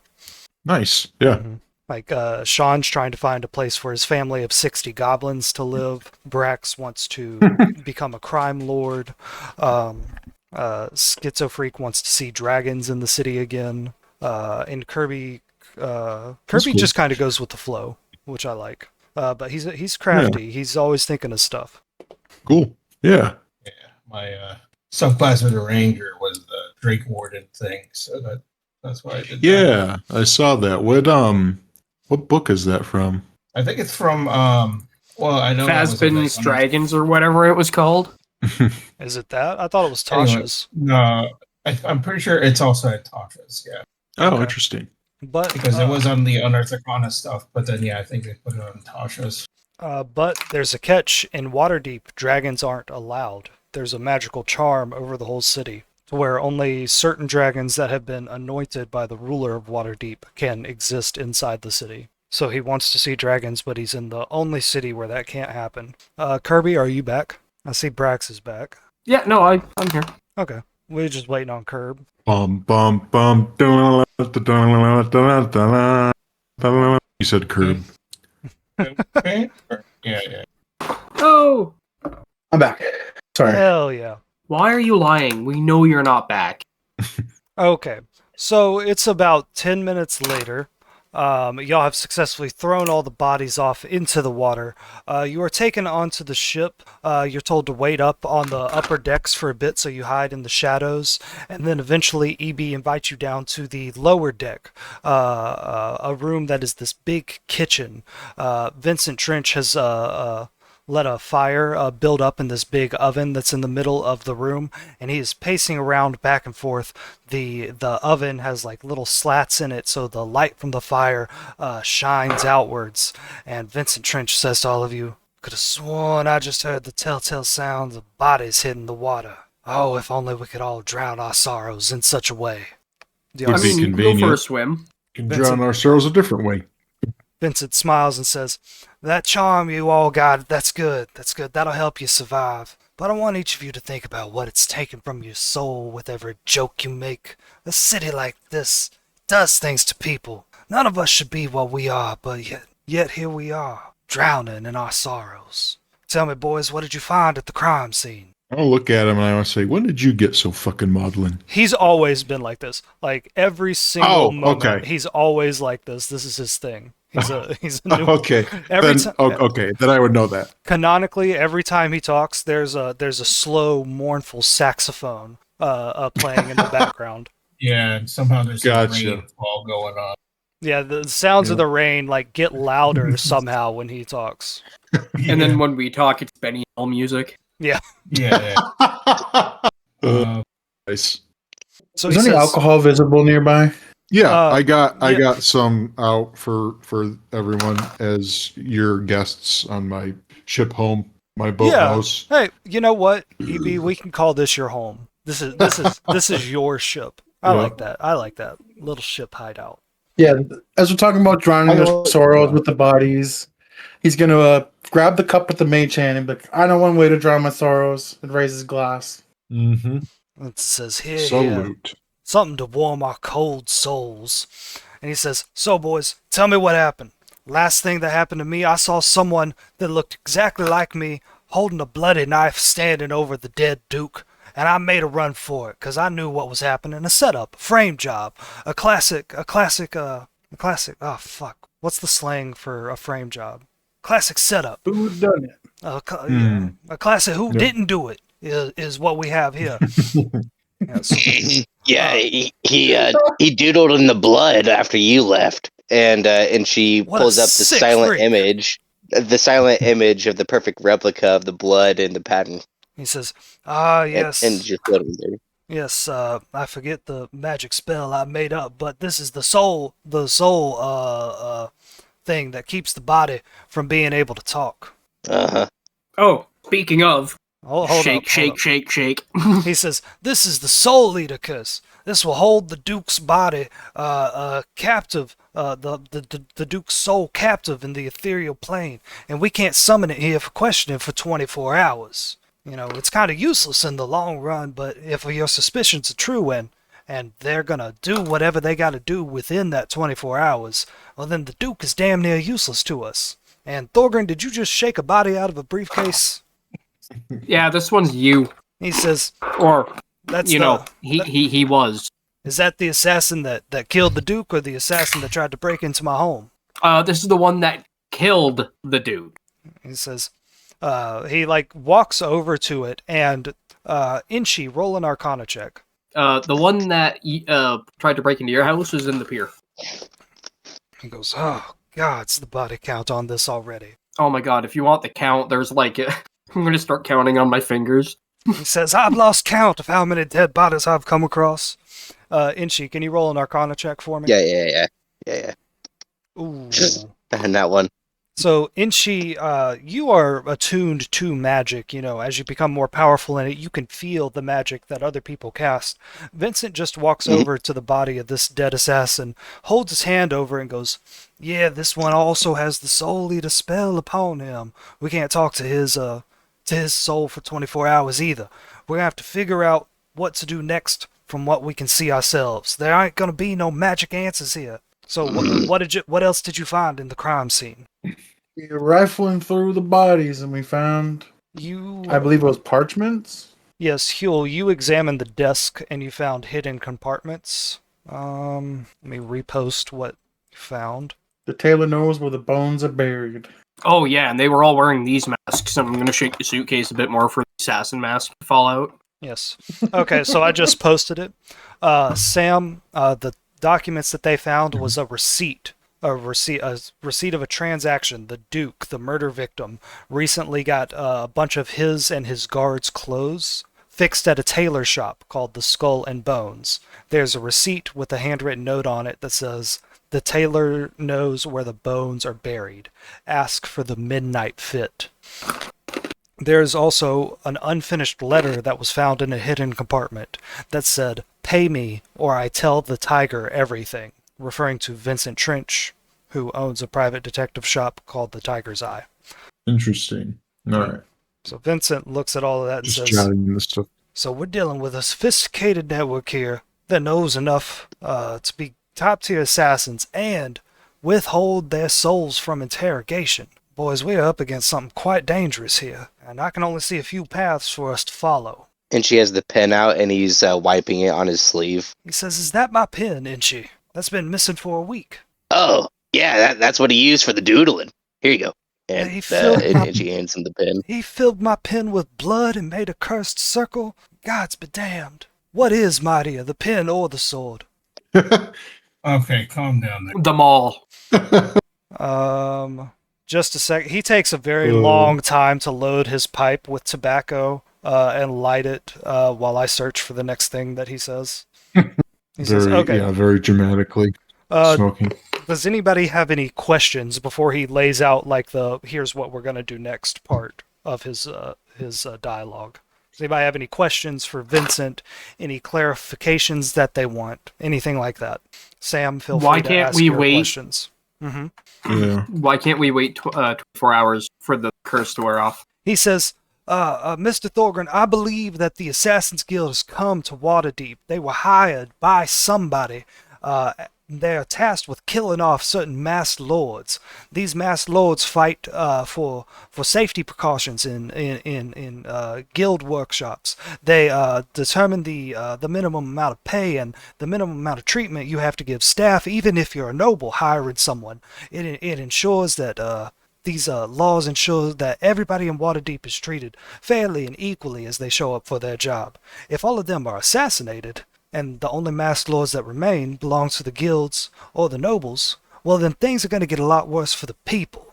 Do you understand what I'm saying? We have to prevent these assassinations, so we have to figure out who their targets are, and we need to do all of it in 24 hours. Or we let the masked lords die, city goes into chaos. No? No one? No. I don't like that idea. Be bad for business and bad for everything. Thorgren, think of what this would do to us guys. Think of what this would do to the families, Thorgren. If we learn who they're targeting, would that give us some idea of maybe who's behind all this? He says, perhaps... Or we know that so we know it's the Assassin's Guild, but I guess there's maybe a greater mystery is that maybe someone is employing them. It's not like the Assassin's Guild themselves. It's someone hiring them. Precisely, B. Someone is paying the Assassin's Guild to be here. Now, a very interesting thing happened at the palace. Y'all said that Lord Growlhound immediately put a hit out on my life. Sounds like he wants to get this case wrapped up very quickly. Sounds suspicious to me. Now, is I Lord think that's just him, like, Growlhound- announcing himself, like, I am the bad guy. He says, possibly. Lord Growlhound DB was recently elected by the Masked Lords to become the Open Lord of Waterdeep. He's getting Okay. coronated next week, so he's technically not in charge yet. Excuse me. Lord Growlhound manufactures arms, spears, swords, armors, cannons, and ships them all over Toril. Oh, gotcha. All right. Alrighty. Anybody got anything else? Not a hand. Okay. Was there some sort? Like, were we getting paid for this, or is this just like? Ooh. You would have to bring that up with Vincent. If anybody's going to pay you, it would be him. You know, he will take a huge couple gulps, like audible. You'd hear them like gulp, gulp, gulp. And he's like, "Say, you know, You gain killed- +1 charisma. you know, we did the job and everything. And we're gonna keep going through, obviously. But were you paying us some sort of some dragon pieces? Just a second. Please remind me again. Now, since it's been a long evening. It has been. Shoot, I'm looking for one character's name. Come on. What was her name? He says, yes. Lady Raventree is funding my investigation into the Assassin's Guild and keeping the Master Lord safe. I'm sure that I can get a couple of dragon coins for all of you as well, including you, EB, for keeping me safe. You won't have to do this for long, my friend. I say, forget the gold. You know my price. And what I'm insinuating is, since we're kind of friends, it's sort of like we exchange favors. Sounds like you're about to ask him out Unless on a they're- date. Yeah, we're going to be sucking each other. Ooh. That's my price. No, I meant through intrigue and espionage and criminal networking.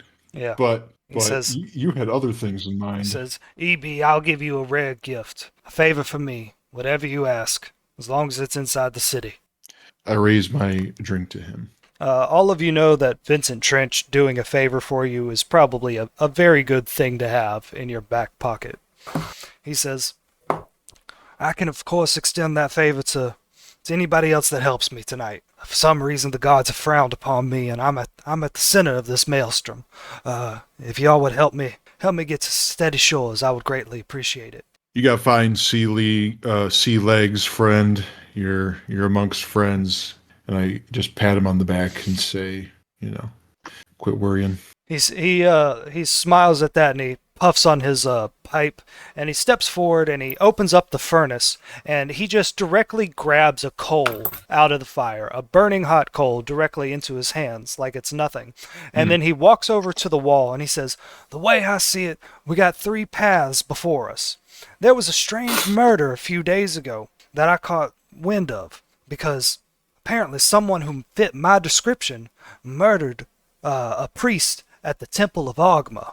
I think we should investigate that, see what that connection is, because that's not a Masked Lord, that's a priest. There's something there. If we can find what it is, maybe we could find who was paying for this. That's path A. Path B is this old spy I know, Cosmo. He actually fought the Assassin's Guild about 30 years ago. He knows their tricks, the way that they can disappear into mist. He was the best at fighting the Assassin's Guild. He's somewhere in this city. If we can find him, we can get that advantage in combating these assassins. And then the final part, the final path, this Skull and Bones tailor shop that's somewhere in the castle ward. We need to figure out what's going on there. But I think we should scope it out for a while first. Apparently this boat ain't safe, what with the assassin and the thugs outside, so how about I stay mobile. I will go to wherever this humble stitch is and I will lay low and I will scope it out for a few hours while you guys go to the temple and go see Cosmo the spy. How does that sound? But he's suggesting that he's going to go to the Skull and Bones for that lead, and then he wants us to follow up on the other 2 leads. Yes, I'm about to paste something. That's what he's suggesting. Yes, I'm about Okay. to paste something into the chat. Fuck. Where are you putting these? Is this in the Roll20 chat or? The Discord. Friendo Wicked City Discord. Oh. I don't think this might be the biggest Discord in terms of like. This thing is huge, yeah. Like, yeah. Okay, I see it now. Oh, this is pretty cool. Nice. Okay, I'm posting something in the chat of the Discord. Path A, Path B, and Path C. All right. He is giving you options. But you can do the Temple of Ogma, you can do the Old Spy, or you can just directly go to, like, the Humble Stitch. Or you can go and do the Temple of Ogma and Cosmo the Spy while he surveils the Humble Stitch and tries to figure out or the Skull and Bones, and tries to figure out what's going on there. Mm-hmm. All right. And I declare to the group, I say, well, fellas, I guess I'm in it now with you. I'll just shrug and say, yeah, it looks like it. Welcome to the team. And I guess I look at Thor. Then we clasp hands, muscles. Stay away from the penis. Welcome to the half pints. And yeah. I need another half If you pint over can. here. Yeah. Who are you again? Yeah, introduce yourself, Sam. EB stands for erect penis. I knew it. First and last name? Do you want to be Nice to called meet by you, your Mr. full Venus. name? I prefer EB, but I can do the full name if I. No, EB, it is. Hello. Yeah. Dagger to Inchie's back. He will say it. EB's just shorthand. My full name is Eberdeb, but That's better. EB fits in better with the city folk and rather than the gnomish slant to my name. So, what do you guys think? Should we split up, or should we all go after the priest's murder, or maybe follow up on this Cosmo character? Why? I mean, we could also just go and corner Lord Growlhound and force him into a confession. Lord Growlhound will be like constantly surrounded by high-level security. He is the open. That's pretty bold. Lord elect. Look, every time we've let Thorgrin split up, he kills someone, and I don't know if we need another one right now. I mean, even if we don't split up. Yeah, I remember the story of Thorgrin beating an old lady almost to death. Elzerna steps up and Hey, says, "Hey, he didn't kill anybody when he kidnapped me." I was there with that, actually. He did beat her up. I forgot the gold. I forgot to pay. Okay, well. Yeah, he was there and he saw it. Oh god. It's just Aw, classic D&D, just beating an old lady. Best part about it is she was sleeping in her rocking chair. She wasn't even doing it. I don't even think they Just tried in the door. Superman punch. They didn't even try a stealth check. No. How do we escape, you ask? I jumped out the window with everyone on my back. Look, At first I was on board with the splitting up, but now after reliving that, I don't think we should. to be I fair, think we need to stick together. if they had done that Castellanter Manor part right, they would have found out that those were all cult members. So it's actually fine. But to not be fair, they didn't know that I see. when they punched an old lady. And I wasn't there. Look, the intent was to leave Lincoln a was gold, napping. so when the physicians show up to help, heal her, but I forgot. So Yeah. Okay. So Vincent says everybody should try to get a good rest up before we head out there. We've all had a long evening. That's a good point. Yeah. Yeah. We could talk about it in the morning. Yeah. Yeah. They're So free hammocks, fellas. Oh yeah. So we'll That's just true. say that everybody gets a long rest. I'll call it a 6-hour long rest. So Okay.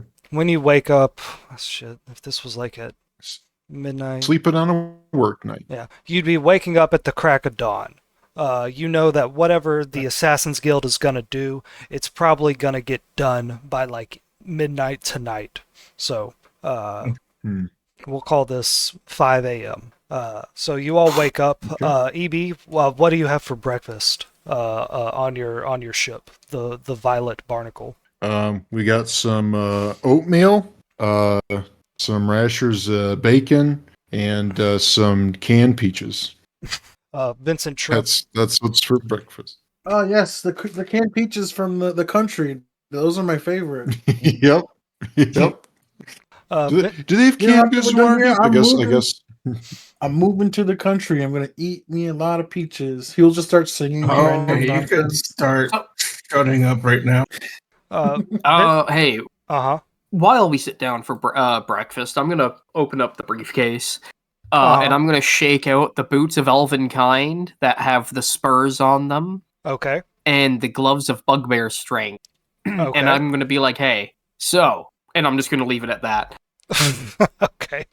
Wait, what do you open up? Sorry.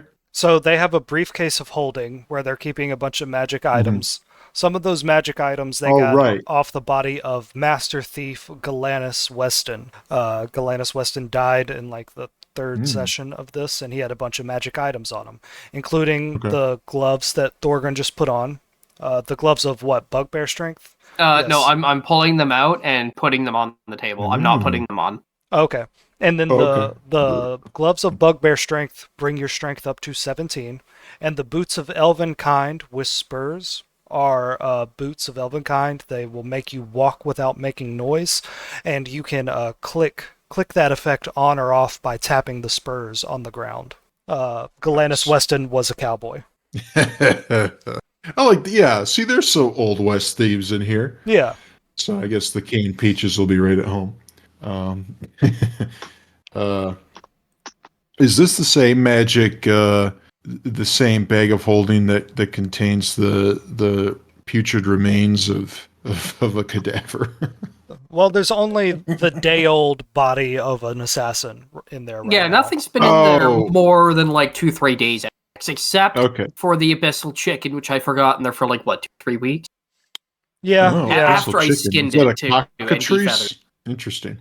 How long, I wonder if anyone has ever, I'm sure someone has asked this question, but I wonder how does bacteria grow at the same rate inside a bag of holding as in, I guess, normal world? No, it's in the astral plane, dog. I mean, bacteria astral plane can't is live. essentially like outer space. There's no oxygen. Like, it's just space. Yeah, I guess you're right. I'm not that familiar with the astral plane. That's the place? So I mean, where it would still the decompose from like organic material, but if like you put in like a sword, it's not going to rust. It won't oxidize. Right. Okay. This is the tricky area when science and D&D meet, and it's always a problem. Anyway, I'm done. Okay. Does anybody you just put those things on the table, Thorgrin? You know what? If no one's going to say anything, I'm going to put the boots on. Oh, yeah. I mean, what was your purpose of putting them on the table? Just for like anyone to use? Or yeah, they've just been sitting in my not in my, but in the briefcase folding for like a couple sessions now, and no one's taken them out. So I'm just reminding the party that they exist. Okay. I mean, if nobody else wants those gloves. Yeah, I have very poor strength, but I don't really use any of my strength skills, so I don't necessarily need them. They might be better used with someone else. I'm kind of in the same boat. I kind of just want it just because it's funny. Well, I mean, do we all have access to the loot character page, or is that just... Huh? Where is it at? What are you talking about? Okay, then I guess I've just been like keeping track of the loot. Okay. I see my character, Destry, for some reason. Okay, Volo. yeah. So no one can see this. Then I've just been keeping track of the loot. Screenshot. I'm just gonna copy. I'm screenshotting it and dumping it in the chat. This is the current inventory of our briefcase of holding. Oh. I did remove one of the bodies, but I mean they were both named Assassin Body. So. And Thorgrin, why are you stealing all the stuff? I'm not stealing. No one's looking in the briefcase when I have it. Hey, Thorgrin. Oh man, we got an immovable rod. Yeah. I was about to say I've never seen half of this stuff. Thorgrin. I've posted this stuff so many times. Yeah. No, Thorgrin stole it, dude. No. Anyways, well, with with being accused of theft, I'm going to use the immovable rod to pin Kirby to the wall. It's the immobile. It's not even spelled right. It's the immobile rod. Immobile. No, that's cool. Let me see those gloves. He gets me with the rod. It's the introvert sorry. Thorgrim, while you got that open, you have a City Watch uniform and a Blackguard uniform. You don't have two Blackguard uniforms. The okay. City Blackguard. So what is that? So City I know, Guard yep. and Black. Okay, that is adjusted. City Watch and a Blackguard. So the City Watch, there is a code legal in Waterdeep. There are a set of rules that you, even as a player character, have to follow. If the City Watch catch you doing this, there are hard written like fines, jail time, for things like assaulting a noble, assaulting a guildmaster, theft, arson, things like that. The City Watch, they have to arrest you and take you to court. The Blackguards are special City Watch officers that are judge, jury, and executioner. So if you, say, kill 3 people in the street and everybody saw you do it, a Blackguard can show up and just cut your head off. They don't have to take you to jail. Damn. The amount of crimes I'm on the executions list. Yeah, they catch you, bro. You're done. Yeah. So I believe my character's thing is he does not like the watch, and he really doesn't like those fellas. You'll get along well here. Okay, good. And the City Watch in this game are they're not like weak little pushovers like they are in most campaigns. They're also smart. They're paid very well, so it's difficult to bribe them. Like you'd have to pay them more than they're making in a year. It's so stuff expensive. Like that. Yes, exactly. Gotcha. So Vincent says, so we got 2 things for y'all to investigate. That murder at the Temple of Ogma and my old spy buddy Cosmo. He'll be able to tell us how to deal with these assassins and deal with their misty teleportation tricks. And then the Temple of Ogma will no doubt give us more clues about who's trying to frame me and perhaps who's even paying the Assassins Guild. I just had a thought. Yes. What's that? I'm going to insight him. Fantastic. What if, hear me out, what if he's behind all of this and in reality, everything he's doing now is just setting him up to protect himself from it? Just like Admiral Mason. Who? Huh? Oh, from Mass Effect. Anyway. Oh, I forget the story of that. I thought Mason was a good guy. He was. You were accusing him of that, remember? Oh, yeah, we did. We did accuse him of that. Anyways, so that's an insight of 11. Vincent Trench carries a lot. He's a man with a lot of weight on his shoulders and a past he probably doesn't want to talk about. But you could tell that just by looking at him. You don't tell anything special this time. And he says, while y'all are investigating those leads, I'll be staking out the Skull and Bones tailor shop. That seems to be a crucial part of all of this. He says, right. So you're going to go alone? Who's going to be doing what? I'm more interested in I think the priest's murder. All right. So we'll do whoever's going to the Temple of Ogma to investigate the murder will come to the front of the ship here. Whoever is going to Cosmo, the old retired spy, will go to the back of the ship. And let's just go in initiative order. Inchi. And y'all can, of course, talk it through if y'all want. Trying to load into it. There we go. Oh, you can also just tell me where you want to go. I can actually control it right now. Ooh. So, front of the ship is investigating the body? Yep. You got it. Let me go check this thing out. Yeah. Elzerna will hold her vote. Thorgrim. I'm gonna hold my vote. I want to see what the party, what most of the party agree to. Blinken. Kind of want to do the body thing, but I also want to talk to Cosmo, the intelligent guy. So I'm going to do that. All right. And Huel. I'm looking at the third option, see, but I don't want to split the party 3. Yeah, Vincent will do that by himself. 2 split. Pardon? Vincent will do that by himself, and then when y'all are done with your investigations, you'll all meet up together to go into the shop. Oh, okay. Yeah, so I don't think I explained that. After y'all get done with your investigations, come tell me what you found. I'll tell you what I observed, and we can all go into the Skull and Bones Tailor together. okay, perfect. Then I would go with Blinken. All right. Little Inchi stays on your shoulder and says, "The old spy. Should have a lot of good stories, eh, boss? Some tricks of the trade maybe we can pick up, you know? I bet he could kill someone with just his pinky." Thorgrin. You know, I've never punched Priest of Ogma. Uh-huh. He said we're You did interrogating punch or an old lady, investigating. so Priest of Ogma These- was murdered, and someone tried to frame Vincent for it. You're gonna beat the shit out of his corpse. Oh, sorry. I thought we were going to the Temple of Ogma. To murder a Priest of Ogma? yeah. No, to interrogate.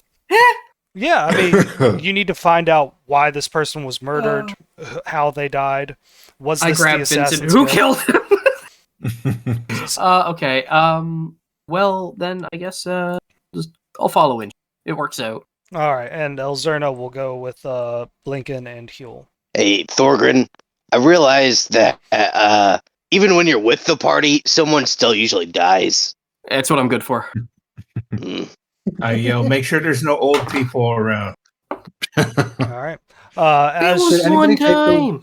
Anybody take those gauntlets? yeah, did someone grab the gauntlets of bugbear strength? No. Not me. Yeah, Huel's gonna, as we're leaving, you know, getting out, finishing up, he's gonna grab them just for now. Okay. So, you know, if they're just sitting in that bag with those dead dudes, puts them on his hands. All right. I mean, also, did no one want the boots? It's You know, you said you put them on. have we? yeah, but if anyone wants them before I take, because I'm a barbarian, so like, Oh, okay. What do they do? you get advantage on stealth for moving silent, which kind of is redundant with the spurs. The spurs turn it off and on. You tap the spurs to each other, and you can turn them the silence effect off and on. Here's the exact wording for it in the chat. Thank you. I mean, you can take them if nobody else has a quarrel. I mean, I'm already pretty quiet. Yeah, I was about to say I got a few different stealth options. Oh, I just don't leave witnesses. I Yeah, can. you just kill I everybody. mean, I could always. I mean, you know, I is sneak a around rogue. sometimes. Yeah, I mean, it'll help them. Alrighty. Well, if no one else will take them, then I'd say that would lean into my capabilities. So So, Sam, you have a pair of black boots of elven kind that have spurs on them. When you tap the spurs together, it Nice. toggles the silence effect. So you can make it do the sound with the boots clipping and the spurs going, or you can turn that off and not make a sound with your feet. okay, nice. You also notice that Inchi is wearing a black 10-gallon hat along with his cut and torn up tuxedo. Okay. Yeah, So, it, Howdy, y'all. you say, and she pops his collar, then tilts his hat and says, "We'll see you guys later." all right. Yeah, we'll see you later. And then we'll run back up to Borgin and rip the leather armor out of his bag. Not even say a single word. Like I'm just mugging him, ripping this thing out of his bag, and then I leave. Okay. What? Because I need some armor. Thank you. It's a lot more involved in that because it's a briefcase, so you have to like put it on the ground, do the latches, like all while Thorgrin's like holding on to Yeah, it. man. He's like, "Yo, what are you doing, Huel?" And I'm still. No, ripping I'm it through, just like, an standing there animal. watching you, just like in awe. Like this guy has the balls to genuinely just try to rip shit out of my hands. He's gonna get murdered, bro. Do it. I'm Kill just- him. You're I'm itching to just kill someone. So staring do at- it. No. I'm Okay. just staring at you, like, really? I think you As can ask. right. as y'all are Oh, done yeah. getting ready, Vincent grabs a ladle of water and says, "Every single one of you needs to watch your back and be on your toes. The more problems we cause for the Assassin's Guild, the higher the caliber of assassin they'll send after us. Don't be seen, don't be heard, but most important of all, don't die." And he splashes that ladle of water over the fiery coals, and everything goes dark. Y'all exit the velvet barnacle and all go your separate ways. Gonna pick two people at random. Thorgrin and Huel. Roll initiative. Yeah, make a fight. Huel got a 15. 15. Thorgren got a 6. So Huel's group is going to go first. Why is it only rolling 1? Why There would we you roll twice? Should be. Why would you roll twice? I get advantage on initiative rolls. All right. So by the rules of D&D, Of course you do. Thorgren's group goes first. That's so funny. As per the rules, I have advantage. I was actually gonna say like we could switch if you wanted to go first, but I don't care. No, he made you go first, dude. Yeah, you go first because I have an ability that can switch initiative with people. Like, I don't care. I just want it to roll properly. All right. Thorgren's feral instinct, adrenaline. He's walking ahead of me. Thorgren, wait up, Thorgren. I'm just dragging everybody. I'm a bad DM. Give me just a minute to put some tokens on this Temple of Ogma map. I mean, if you guys want to. Okay. All right. So EB, Inchi, and Thorgren rock up to the Temple of Ogma. Ogma is a god of knowledge and invention and technology. Thorgren and Inchi, you guys would know that the Artificer is a worshiper of Ogma. A temple is a strange place for a murder to happen. Of course, temples are full of people and things happen around people, but still a pretty odd place to happen. Do any of you happen to worship Ogma? No. No. I don't think Inchi's worshiping nothing. All right. Fair enough. So y'all have complete control of your tokens. You roll up, or you walk up to the Temple of Ogma, and you notice that with as much of it as is made out of stone, laid on top of stone, every once in a while there is a clear section that is built out of iron, or another section that is built out of copper beams and copper railings and copper bolts, and other bits that are made out of really thick, shiny iron. The Temple of Ogma is a temple of creation and science and industry. And y'all walk up to it. There is someone standing by the door. This is going to be an apprentice wizard, and he's standing out, and he's helping people that come by. He's giving them directions to places to go. Some people walk up to him and say that they need some food, and he hands them a few copper coins. He is just out here representing the temple. He's who y'all would need to talk to get into the temple. It is a young 18-year-old boy wearing simple robes. Okay. You there, young man. I see Ogma's plan has brought us together, brother. How may I be of assistance to you? Yeah. We're here because there was some a murder that had happened, and we'd like to help investigate. Oh, it is most horrible news. Brother Elfin was horribly found dead, but a few days ago under strange circumstances. The city watch is investigating it as, and he looks back and forth, potential murder. What was strange about it? He says, by all accounts, it looked like he just fell over and died at his desk. But his desk was a mess. Parts of it were burned, but the body just looked completely natural. No blood, no breaks. It was only after the Artificer, a frequent worshipper here, came and examined the body that she determined it to be a murder. I know not why. Now, is the Artificer that he is referring to, is that someone different than... Because outside of the game meta-wise, I'm not that familiar with the Artificer character that is in contact with the party, right? Yes. Isn't that... Yes, that's who you're thinking of. She is the second in command of the City Watch. She is part of the elite City Watch called Force Grey. And she is an Artificer, and her name is Artie. Okay. A little on the nose there. But a little on the nose. I wrote a great backstory for her. Not a name, though. Forgot that. Artie is the name. He says, Ogma's plan has smiled upon us all truly this day. You have questions, and the Artificer is currently here, looking at the crime scene. Would you like me to take you all to her? Before I answer, sorry folks if I'm it's okay. Dominating. No, just pitch in when you got it. Yeah. When he says Artificer, is he referring to Artie? Yes. Or someone else?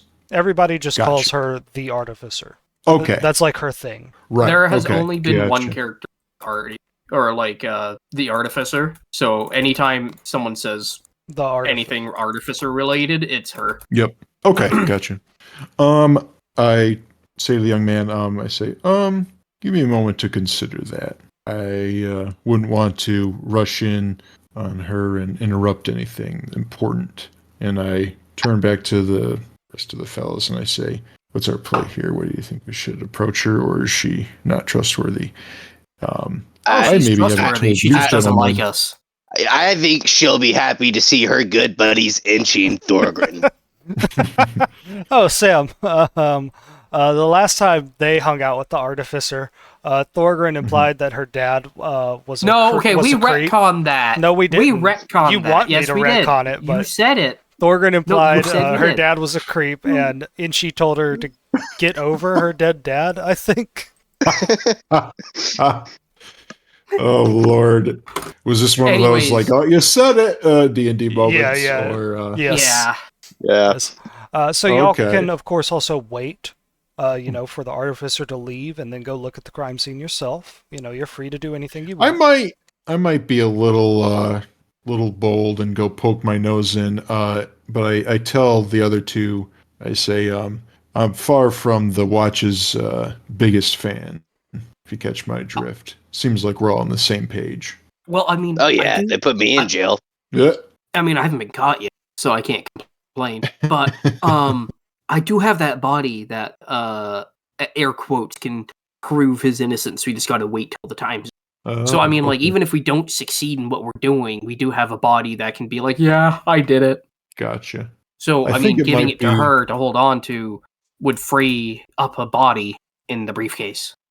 Okay, so you're saying hand over the body to her? Hand over the evidence. Yeah. Okay. But yes. And because naturally I don't trust the Force Grey, but but she is more trustworthy, or I guess she is dirty, but yeah. she hasn't used it against us. Okay. So it's like, we can trust her, but to what extent? Okay. She's our kind of dirty. Oh, she ain't our kind of dirty. You just saw what I dumped in the river. I don't think she'd be okay with that. I tell the youngster, I say, we'll meet with the artificer if that's all right. Okay. Oops. Okay, so he opens the door, this big metal door here, and he lets you all into this area, and right here there are a bunch of priests scribbling down in books, and they greet you all by saying, knowledge is power, my friends. As y'all walk Hell along, yeah, Mortal Kombat 3. As you walk along, Right. You notice that a lot of the interior here is made out of metal. All the chairs are metal. All the plates are metal. Everything that can be metal is metal. Y'all walk past this big courtyard outside, and he takes you into it. This is where they worship at a statue of Agma and read from his holy texts. You next go up into this room, which looks a little bit different than it looks here on the battle map. Each of these pillars, these are not stone pillars, these are pillars made out of metal, out of just pure steel that they have carved in shape to look like stone pillars. And then there's a big fountain here that is separated into 3 different levels, all made out of metal, with a statue of Agma in the middle of this fountain. And the young apprentice wizard guides you back here, and he says, right through this door over here, that is where the crime scene is. Okay. He says, I do not wish to see Brother Elfin like that, so this is where I will leave you all. All right. Thank you. And I'll go through into the... I would like to peek into the door very quickly before you step through. Okay. Like, is the artificer just, like, pacing around, trying to figure out what's going on? Okay, so roll I think we've done this before, sleight of hand to open the door without being seen. Or no, stealth, whichever's higher. 18. 18, that is enough. So you are able to open up the door, and you see the artificer. She has changed out of her ball gown from last night. She's back in her, like, white shirt and her leather jacket, with her leather gloves on and her goggles on her face. And you notice, just like you did at the party last night, that her right arm is no longer made out of bronze pipes, it's made out of silver. And she is looking down at a dead body that is just in the middle of this room. And she's looking at that. She doesn't notice that you open the door. All right, you were curious about what kind of person the artificer is, right? Yeah, that's right. Watch this, and I'm gonna kick in the door. Okay, motherfucker. Just a second. Roll for initiative. We're back. Itchy hops in. Surprise! Okay, so Thorgrin, you kick down the door. What do you scream as you like go in there? Yeah. Yeah, what do you say? Artie! Just kick in the door and yell at her. So you kick open the door, and EB and Inchi, y'all have a good look at this as Thorgrin kicks open the doors, and some of the priests in the room like are shocked that he would treat the temple this way. But Itchy was going to jump in with him. All right, so just yell surprise. yeah, you both kick open the metal doors and you scream, and you do manage to scare the artificer. And EB, you see that this woman has one arm that has this thick leather black glove on it, and this other arm appears to be made out of silver, but somehow moves like a human arm. And this right arm, the artificer turns around and points to her index finger and her middle finger at Thorgrin and Inchi, and she raises her thumb. She's doing a finger pistol thing with her artificial arm. Artie, it's us! Don't shoot! And I'm gonna raise Inchi's hand. And as she turns around and she aims got her a big ass grin on his face. her finger pistol at you, you notice that she was loading up her ice knife cantrip spell. The ice spreads all across her silver arm as this magic builds up at her fingertips. And when she sees that it's just you, she curses at you and says, "Of all Ogma's plans, why this? Why you two? Why here? What in the hells is going on?" We've come to help. We felt like you missed us. Ta-da! She says, "Inchi." Also, Don't interrupt me. Inchi, you actually did a good job examining the crime scene at the palace, so I would appreciate your illusion magic's help here. Thorgrin, and she just goes back to looking at the body. Thorgrin, can I get on your shoulders? what? Stop climbing on And she's already climbing up. Here, just give me 1 second. I'll see if I can like get near the body and see if I can notice anything. And then Itchy, as he stabilizes himself on his shoulders, okay, Thorgrin, get closer to the body, please. And Itchy stomps on his right shoulder, like how he practiced the teacher bit. This way. I just don't know how to respond. I'm gonna walk forward. The sheer arrogance of it convinces you to do it. Yeah. So I'm gonna walk on over, and as I'm walking over, I'm gonna be like, "Yeah." So speaking of bodies, got another one. And now that Inchi is like hovering over the scene, and she's going to do the index finger and his thumb out with both of his hands and frame it like a camera. Okay. And he looks down at the body, and again he's going to cast Silent Image and cast up a holographic Iron Man 3 fucking scene in front of everyone. Okay. So that everyone can see a better view, just maximized. Okay. Thorgrin, we'll get to your body thing in a second, okay? EP, yep. You walk in the room after all of them. This woman is a human woman, and she is incredibly beautiful for a human woman. She is about 5 or almost 6 feet tall. She seems lively. She has a lot of energy, and she seems very focused on what she is doing. She also seems a bit jumpy, but she does have pinned to her chest the copper badge that represents the Waterdeep City Watch. Okay. Inchi, as you make the hologram of the crime scene, let me describe what this area is a bit. It is a library / lecture hall. It's where you come for like small things like this. As you're walking over, the artificer says, "Lord Elfin here was the head accountant at the Temple of Ogma. I have known him for many years. I was practically raised here. almost. And Inchi, you step forward and you cast this silent image on this body that is just lying on the floor by this desk over here. And you kind of get rid of the clutter, you kind of get rid of the desk, and now it's just the body laying on the floor. Go ahead and roll a perception check with advantage. Thorgrin, you feel free to do so as well, and EB too. I gotta use the bathroom, I'll be right back.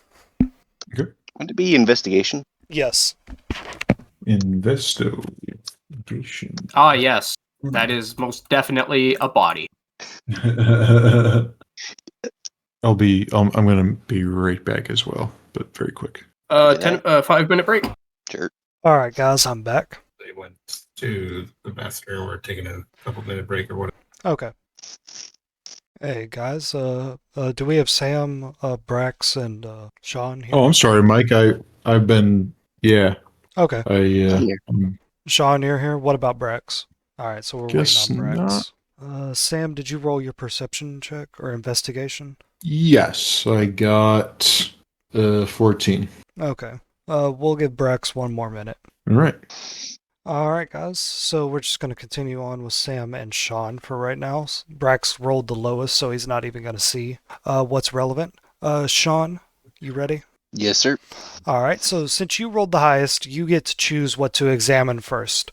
This person's body, or their desk where there's a big mess, or the room that you're in. What do you turn your Iron Man hologram detective skills towards? Yeah, so and she kind of like spirals his arms to zoom in on the body, and he even does that like a hand tilt to just tilt the body towards us, so we got a better view. Okay, yeah, so And he's checking that out.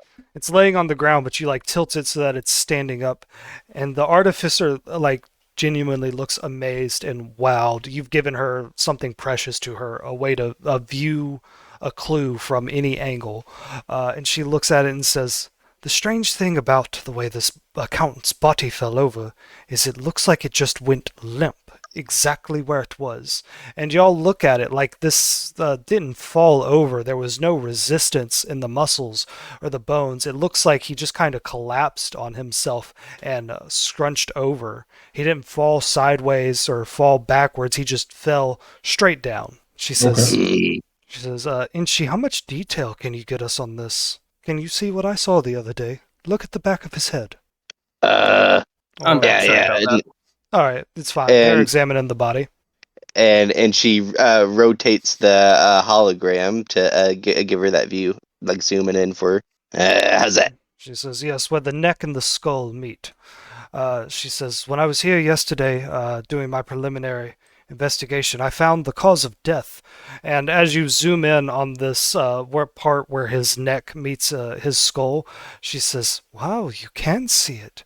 Look right there. A hole right at the base of his skull where they meet. It's a very rare method of murder. Someone stabbed him with a very, very thin, sharp piece of metal, or perhaps even glass, piercing his brain, making him completely numb. Instantaneous death by going through a weak spot in the human body, and he just collapsed. And she says, I thought it was a strange murder, of course, but an accountant at this temple was murdered, and yesterday also the accountant at the palace was murdered.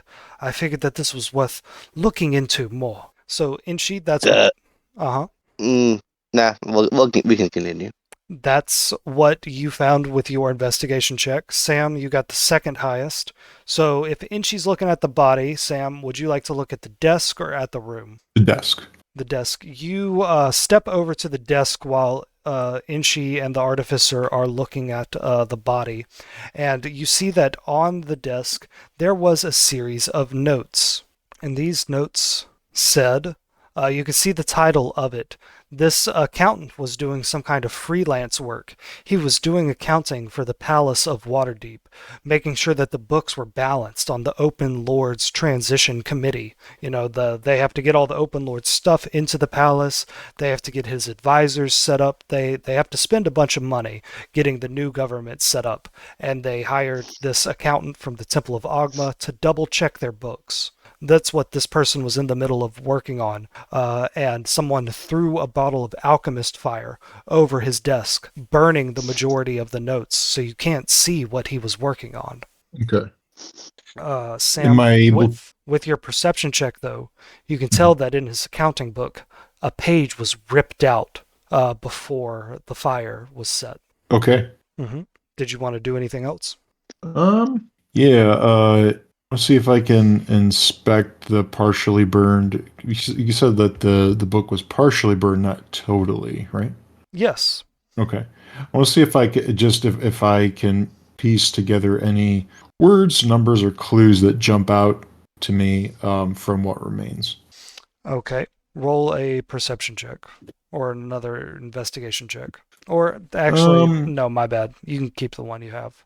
You can see that the page that he's on, this section of the book he was working in, was outgoing payments only, which is odd. You would expect to track the ins and outs sequentially so that you can make sure every transaction lined up. But this is only outgoing payments, and only outgoing payments to one individual. And it was big sums of money, 150 gold coins 1 week, 250 gold coins the next week, 340 the next week, and then that part is burned out. But also there's that page that's missing. Right. And it does not say who it was paid to. That part is missing. Mm-hmm. Okay. Gotcha. Interesting. Inchi, the artificer, says, well, Inchi, can you find anything on this body that I wasn't able to find? Give me 1 second. And because my illusion archetype, I can morph illusions. So with this silent image, I then put it back down so that the illusion like goes right back into the body. But then, like in Arkham Origins, whenever you hit the fast forward, he makes the body stand up as if it were alive, and then he has an illusionary like narrow rod, and it's like, what trajectory did this go in? How tall is our stabber? The artificer says, fascinating.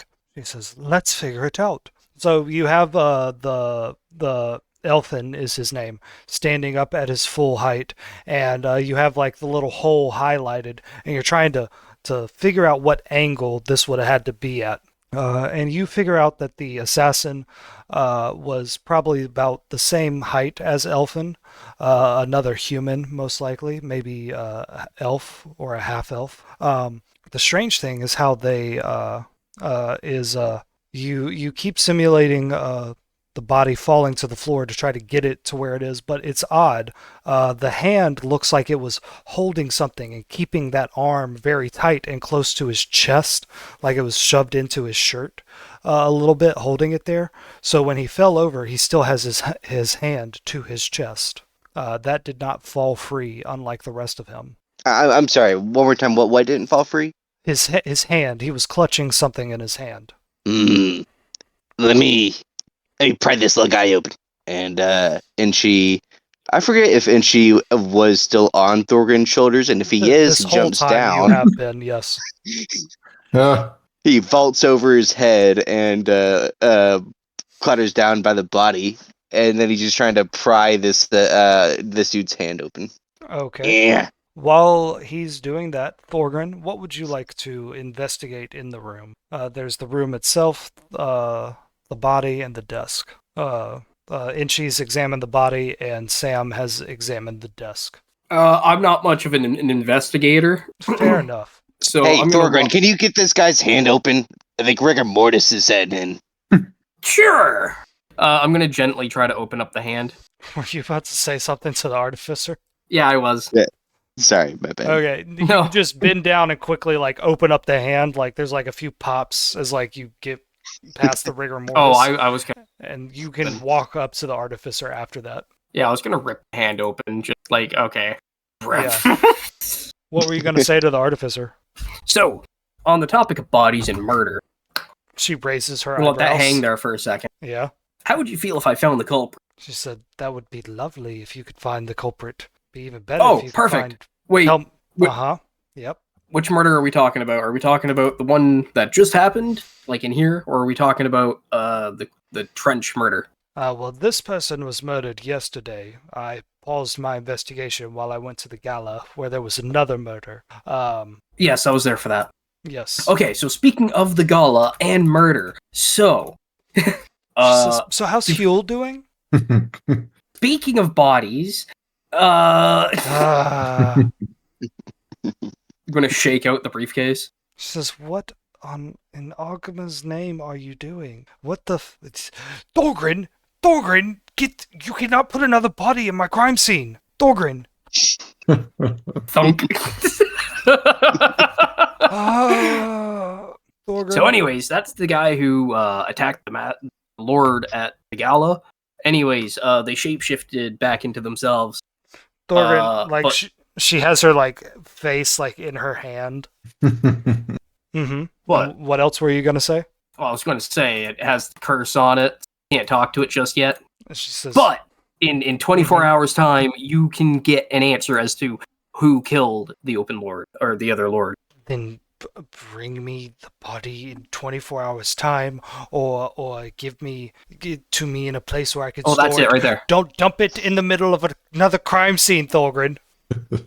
Do I look like I have a place to store bodies? Put it back in the box. As you're I'm storing holding it the in. briefcase. Put it back in. Did you register that bag of holding? Yeah, you registered it. Anyways, so She says, Thorgrin, body. There's only one body here. Get this other body out of here now. Start stuffing it back in the suitcase. Can't just.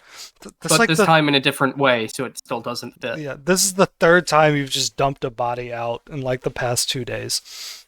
Okay, Inchi, I'll tell you what's what was in his hand.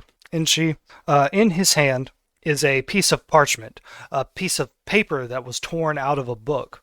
And there is also a small silver button with a skull engraved onto it, like a button that you would see on some fancy coat. Okay. Where was this? Sorry? This was in the dead body's hand that Inchi just found. Inchi, he was clutching. Okay. Mm-hmm. I zoned out. What was it?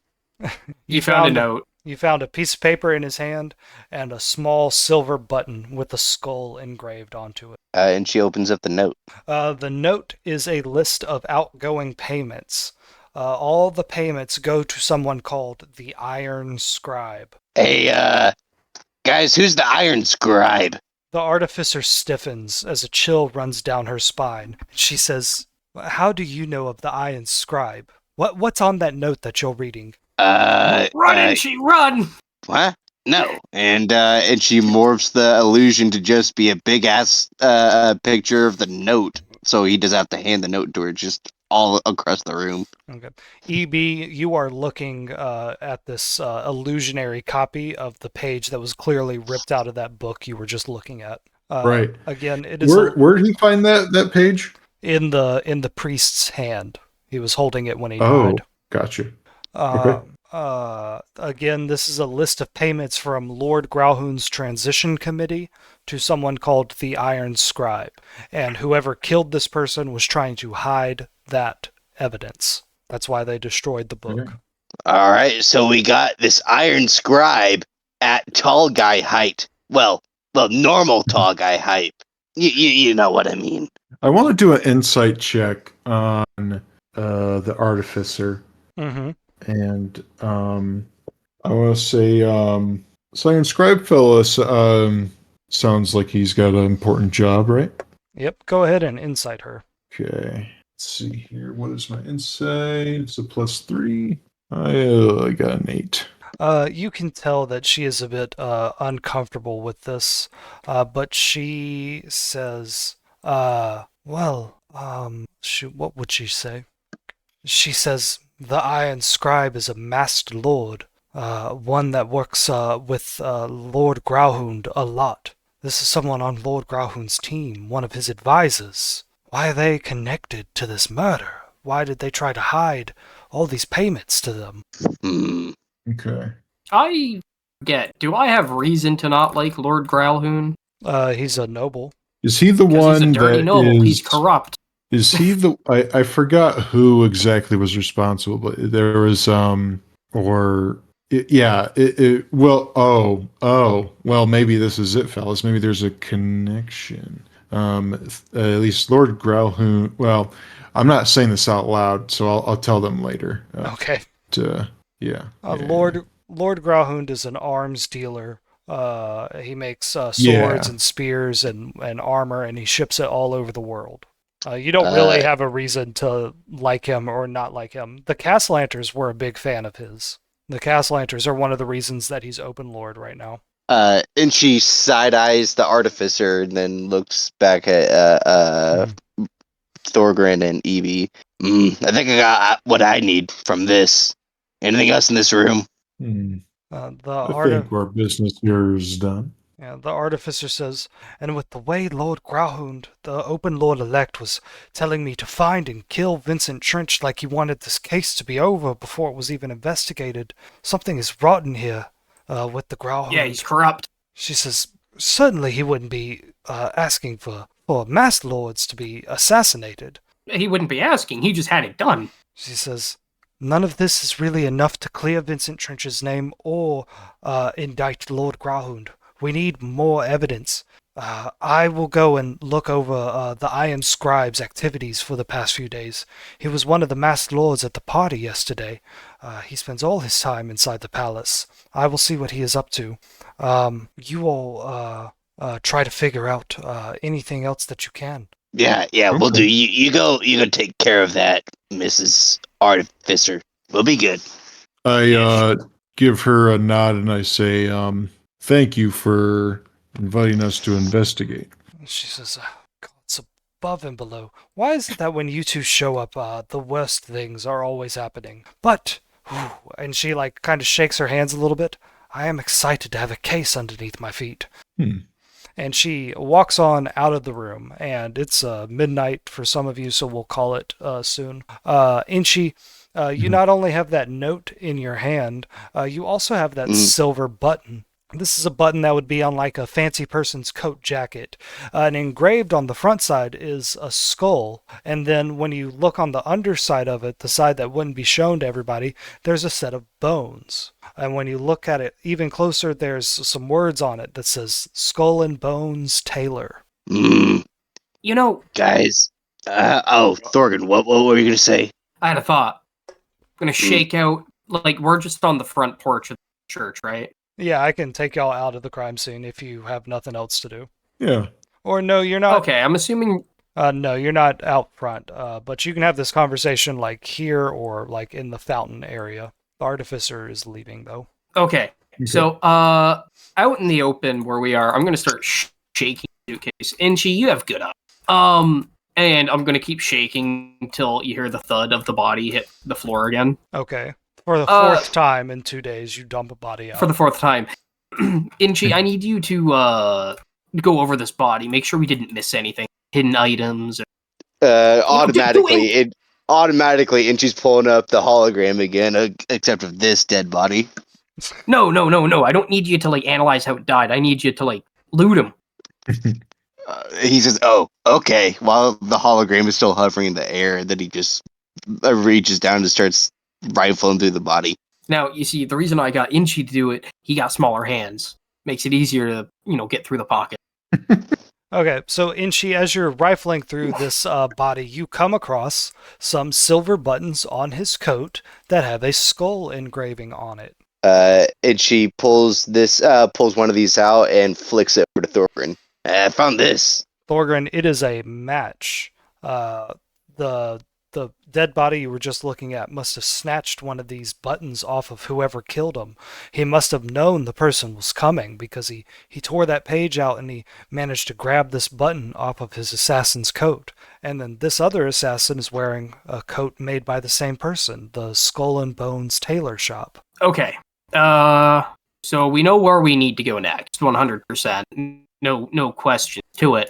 But my question is there anything else? Seems like we got all the major clues. The note that mentioned Growlhound, right?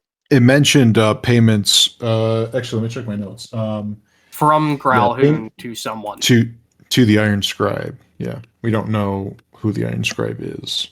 EB, are you cool? What the fuck does that mean? Of course I'm cool. Like you chill. What?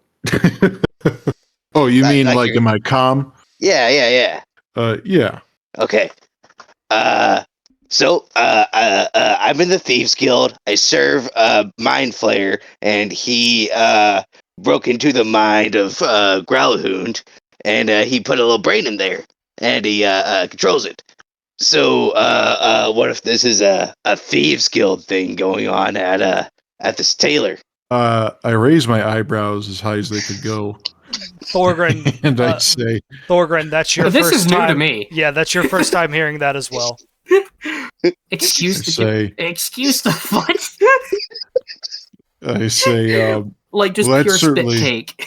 yeah, I say, that certainly makes this case a whole lot more interesting. Interesting. They're trying to kill us. Wow.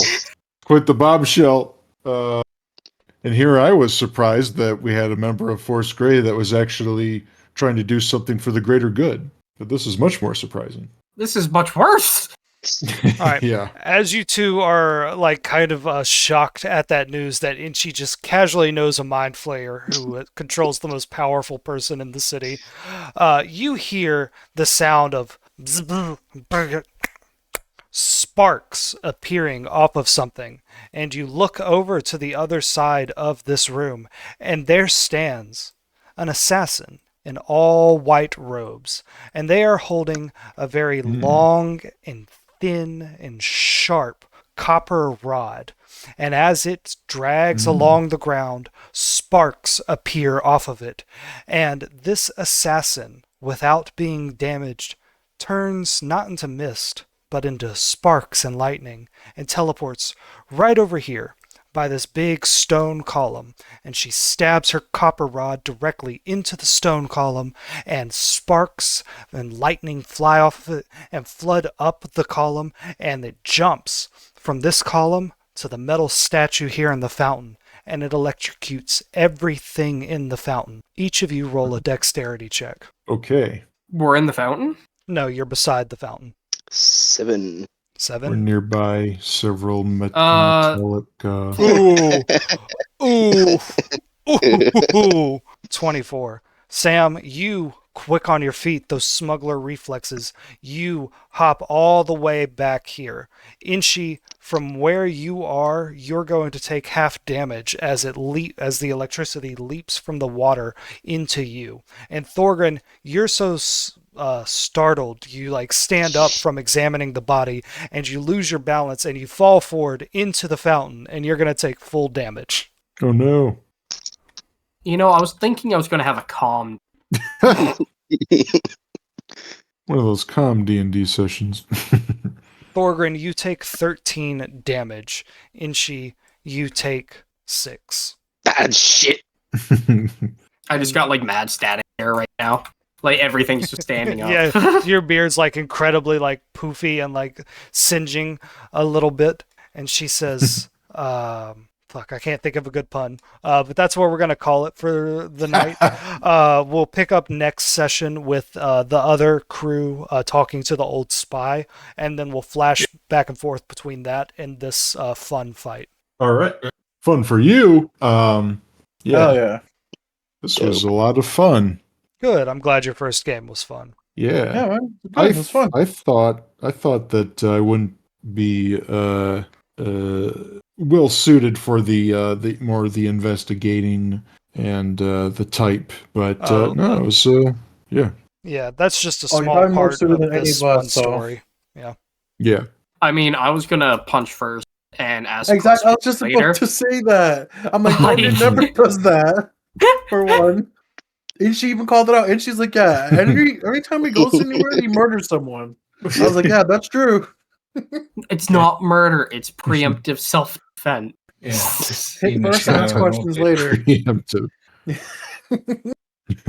No, it's fun. Look, I've been in enough situations to know just to punch first. I love how the artificer asked you guys, like, how's Huel? And you just ignored her, like, straight up. Mhm. Yeah, who? Who's that? I don't know that guy. So, anyways, about this body. Yeah, don't put that body in here. Don't put that body in here, Thorgan. Yeah. I put the body down. You just like, man, what's a great place for me to dump a body? A library, a crime scene. Yeah, Don't get rid of the body, an get my active crime crime scene. scene. Here's this unrelated body. I'll put. Yeah. That's what the. Well, the we don't morgue got does all the time. forensics. We don't got DNA swabs. It won't matter. We got the power of God and anime on our side, okay? They can go. I'm getting you Batman Arkham holograms. What more could you want? Yeah, like what? If that won't solve your mystery, then I don't know what will. That's why the rate of case closure is so low. It's because cops don't have the hologram tool. Exactly. Oh, there you go. Inchi after. Inchi is a detective. I'm coming for your job, Artie. He becomes Force Gray. You found out more from that crime scene than she did. Yeah. Oh, Inchi. Hell yeah. Imagine if I start this campaign in jail and then I become the fucking jailer. Or protector. What a turnaround. Become the man. Become the cop. No one will fuck with your family if you're the top cop. Oh, yeah. He mentioned that like 2 sessions ago, and then we just ignored it. Somebody was messing with his mom. Yep. Yeah, the nobles are still trying to take his family land, even though the Castlanters are dead. It's kind of why, and she was finally fine with just telling you guys what Nilhor's been up to. Nilhor's been pissing him off. Yeah, that's who it is specifically, right? Yeah, So- no, no. that's my line of thinking. Can I have one thing like I said before we like fully end the session? Yeah. Could I paper bird the boys and be like, Inchi's a thieves guild? Oh, y'all know, and she's with the Just Thieves instant Guild. rat on him. What we do now? Yeah. Y'all don't know about Growlhound. You know about the Thieves Guild, though. Yeah. You could absolutely rat on his ass. Wait, didn't you just tell us that Growlhound got mind flared? Yeah. Yeah. I'm gonna That we didn't relay know. all of that in. Well, I thought Inchi told us. Yeah. We Yeah. we didn't know about the Growlhound thing, but we obviously knew about the music. I didn't know about the thieves. It's- Still new to me. He didn't openly go to the talks sewers about with it us? multiple times. Yeah. Y'all went to the Yeah, sewers. waving his Oh, purple, you met waving his purple Xanathar. rag around. Oh yeah, no, I forgot. Oh, Yeah, you forgot. Huh? Yeah. You met that mind flayer he was talking about. It's the whole reason Yeah. that negotiation in the basement was so convoluted because I was trying to keep Yeah. Xanathar alive. Lincoln Yeah, didn't no, even I want forgot. any part of Xanathar. Yep, no, forgot. My Fuck bad. that shit. So, anyways, I rat on you about Growlhound. Finally tried to trust a motherfucker. Well, I Oh. mean, that's good information for the others to know while they're doing their investigating. It's not like I'm, Well, Lots of interweaving threads and storylines and yeah. There's a lot. secrets. There's a bit to catch up on. I like that, and she was just I- like, "Hey, but there's I- a mind flayer." Yeah. But yeah, that's kind of what I It's want important to from know. this campaign. Yeah, everybody's like big secrets to like affect stuff like that. Sam, I think Yeah, you those did great. secrets. I hope you stick around and come back next week too. Yeah, thank you. And thanks everyone. And yeah, this was a lot of fun. I was a bit nervous of just it being like, I don't know if I'm going to be able to like catch up with all the plot points and You did everything. But thank you. Yeah. great. I think I got a good handle on most things. If you can't tell, So they I don't don't keep feel up with lost. the plot either. I do. Yeah, It's Yeah. classic D&D. so Yep. you know just fine. Nice. Yep. Yeah, This Sorry. is awesome. Like Thank you. Sorry to the other team that y'all didn't get a turn there, but you'll get a lot of turns that's fine. at the start of That's next fine. week. Yeah. It's better than going overtime till like 1 or Uh, whatever, you know? I'll be at my Yeah, brother's yeah. next week anyway. Oh, So- shit, yeah. Happy fucking birthday, dude. It's 12 o'clock. Oh, Oh, yeah. happy Uh, birthday! Happy birthday. birthday. Congratulations! Go ahead. You're ask me old. how old I am. Hey, you're old. Stuff was gonna going on, so say- I didn't want to say You're it, a but- year older. I was going to say, if you know this reference, it's the meaning of life. But anyway, what reference? the meaning of life. Oh, 42? For the Hitchhiker's Guide. Yes. Oh, nice. That's an old Yeah. fucking reference. Yeah. 42. I've actually been meaning to rewatch that movie recently. Thanks for all the fish. It's a fun That movie. specific scene. It's It is such a fun such movie. a great movie. It is. Yeah. It is Yeah. good. The classic. I think I prefer that to The Hobbit for that one actor. What's his name? Martin Sheen? Martin Freeman. Sheen. Oh, I Sorry. forgot Oh, he's yeah, in no, that Sheen. movie. Yeah. Martin Sheen's the Martin Lucha Sheen's Man. in Sorry. Apocalypse Now. I forgot Bilbo's in that movie. That would be. And I'm imagining Apocalypse Now crossed with The Hobbit, and it's interesting. Oh, I'm just God. picturing Gimli- Bilbo sitting in the boat going down the river. Gimli's I was got like there. that World War II helmet on. I'm going on an adventure. Yeah. Sure. Gandalf said there would be riches and treasure, but the trees keep yelling at me. In Entish. Oh my god. Oh yeah, this was a blast. I had a lot of fun. Oddly enough, this is like the first time I've played D&D in maybe almost a year. Not quite. I think the last time I played was April or something of last year. So Damn. yeah, it's been a while. It's fun to get back into it. Yeah, it was good to have you. Thank you. All right. Well, have a good night. I don't know if you're sticking around, Mike. I messaged the other guys in the other Discord, but I don't think they're around, so it's probably not gonna have like to talk with them tonight or something. We'll have to plan for another time. Yeah, it looks like we'll have to do that. Alrighty. All right. Well, I hope everyone has a good night. I'll be on Discord probably all day tomorrow, doing computer stuff, playing some Hades too. But I'm gonna go to bed for the night. Yeah. Good night, everyone. So I'll be around. Hasta All right. luego, Good night, muchachos. Hasta Adios. luego. Peace. Have a good night Night. and happy birthday. Yeah, happy birthday. Bye. Happy birthday. He's already on. Oh, bye. Yeah. Peace out. Bye.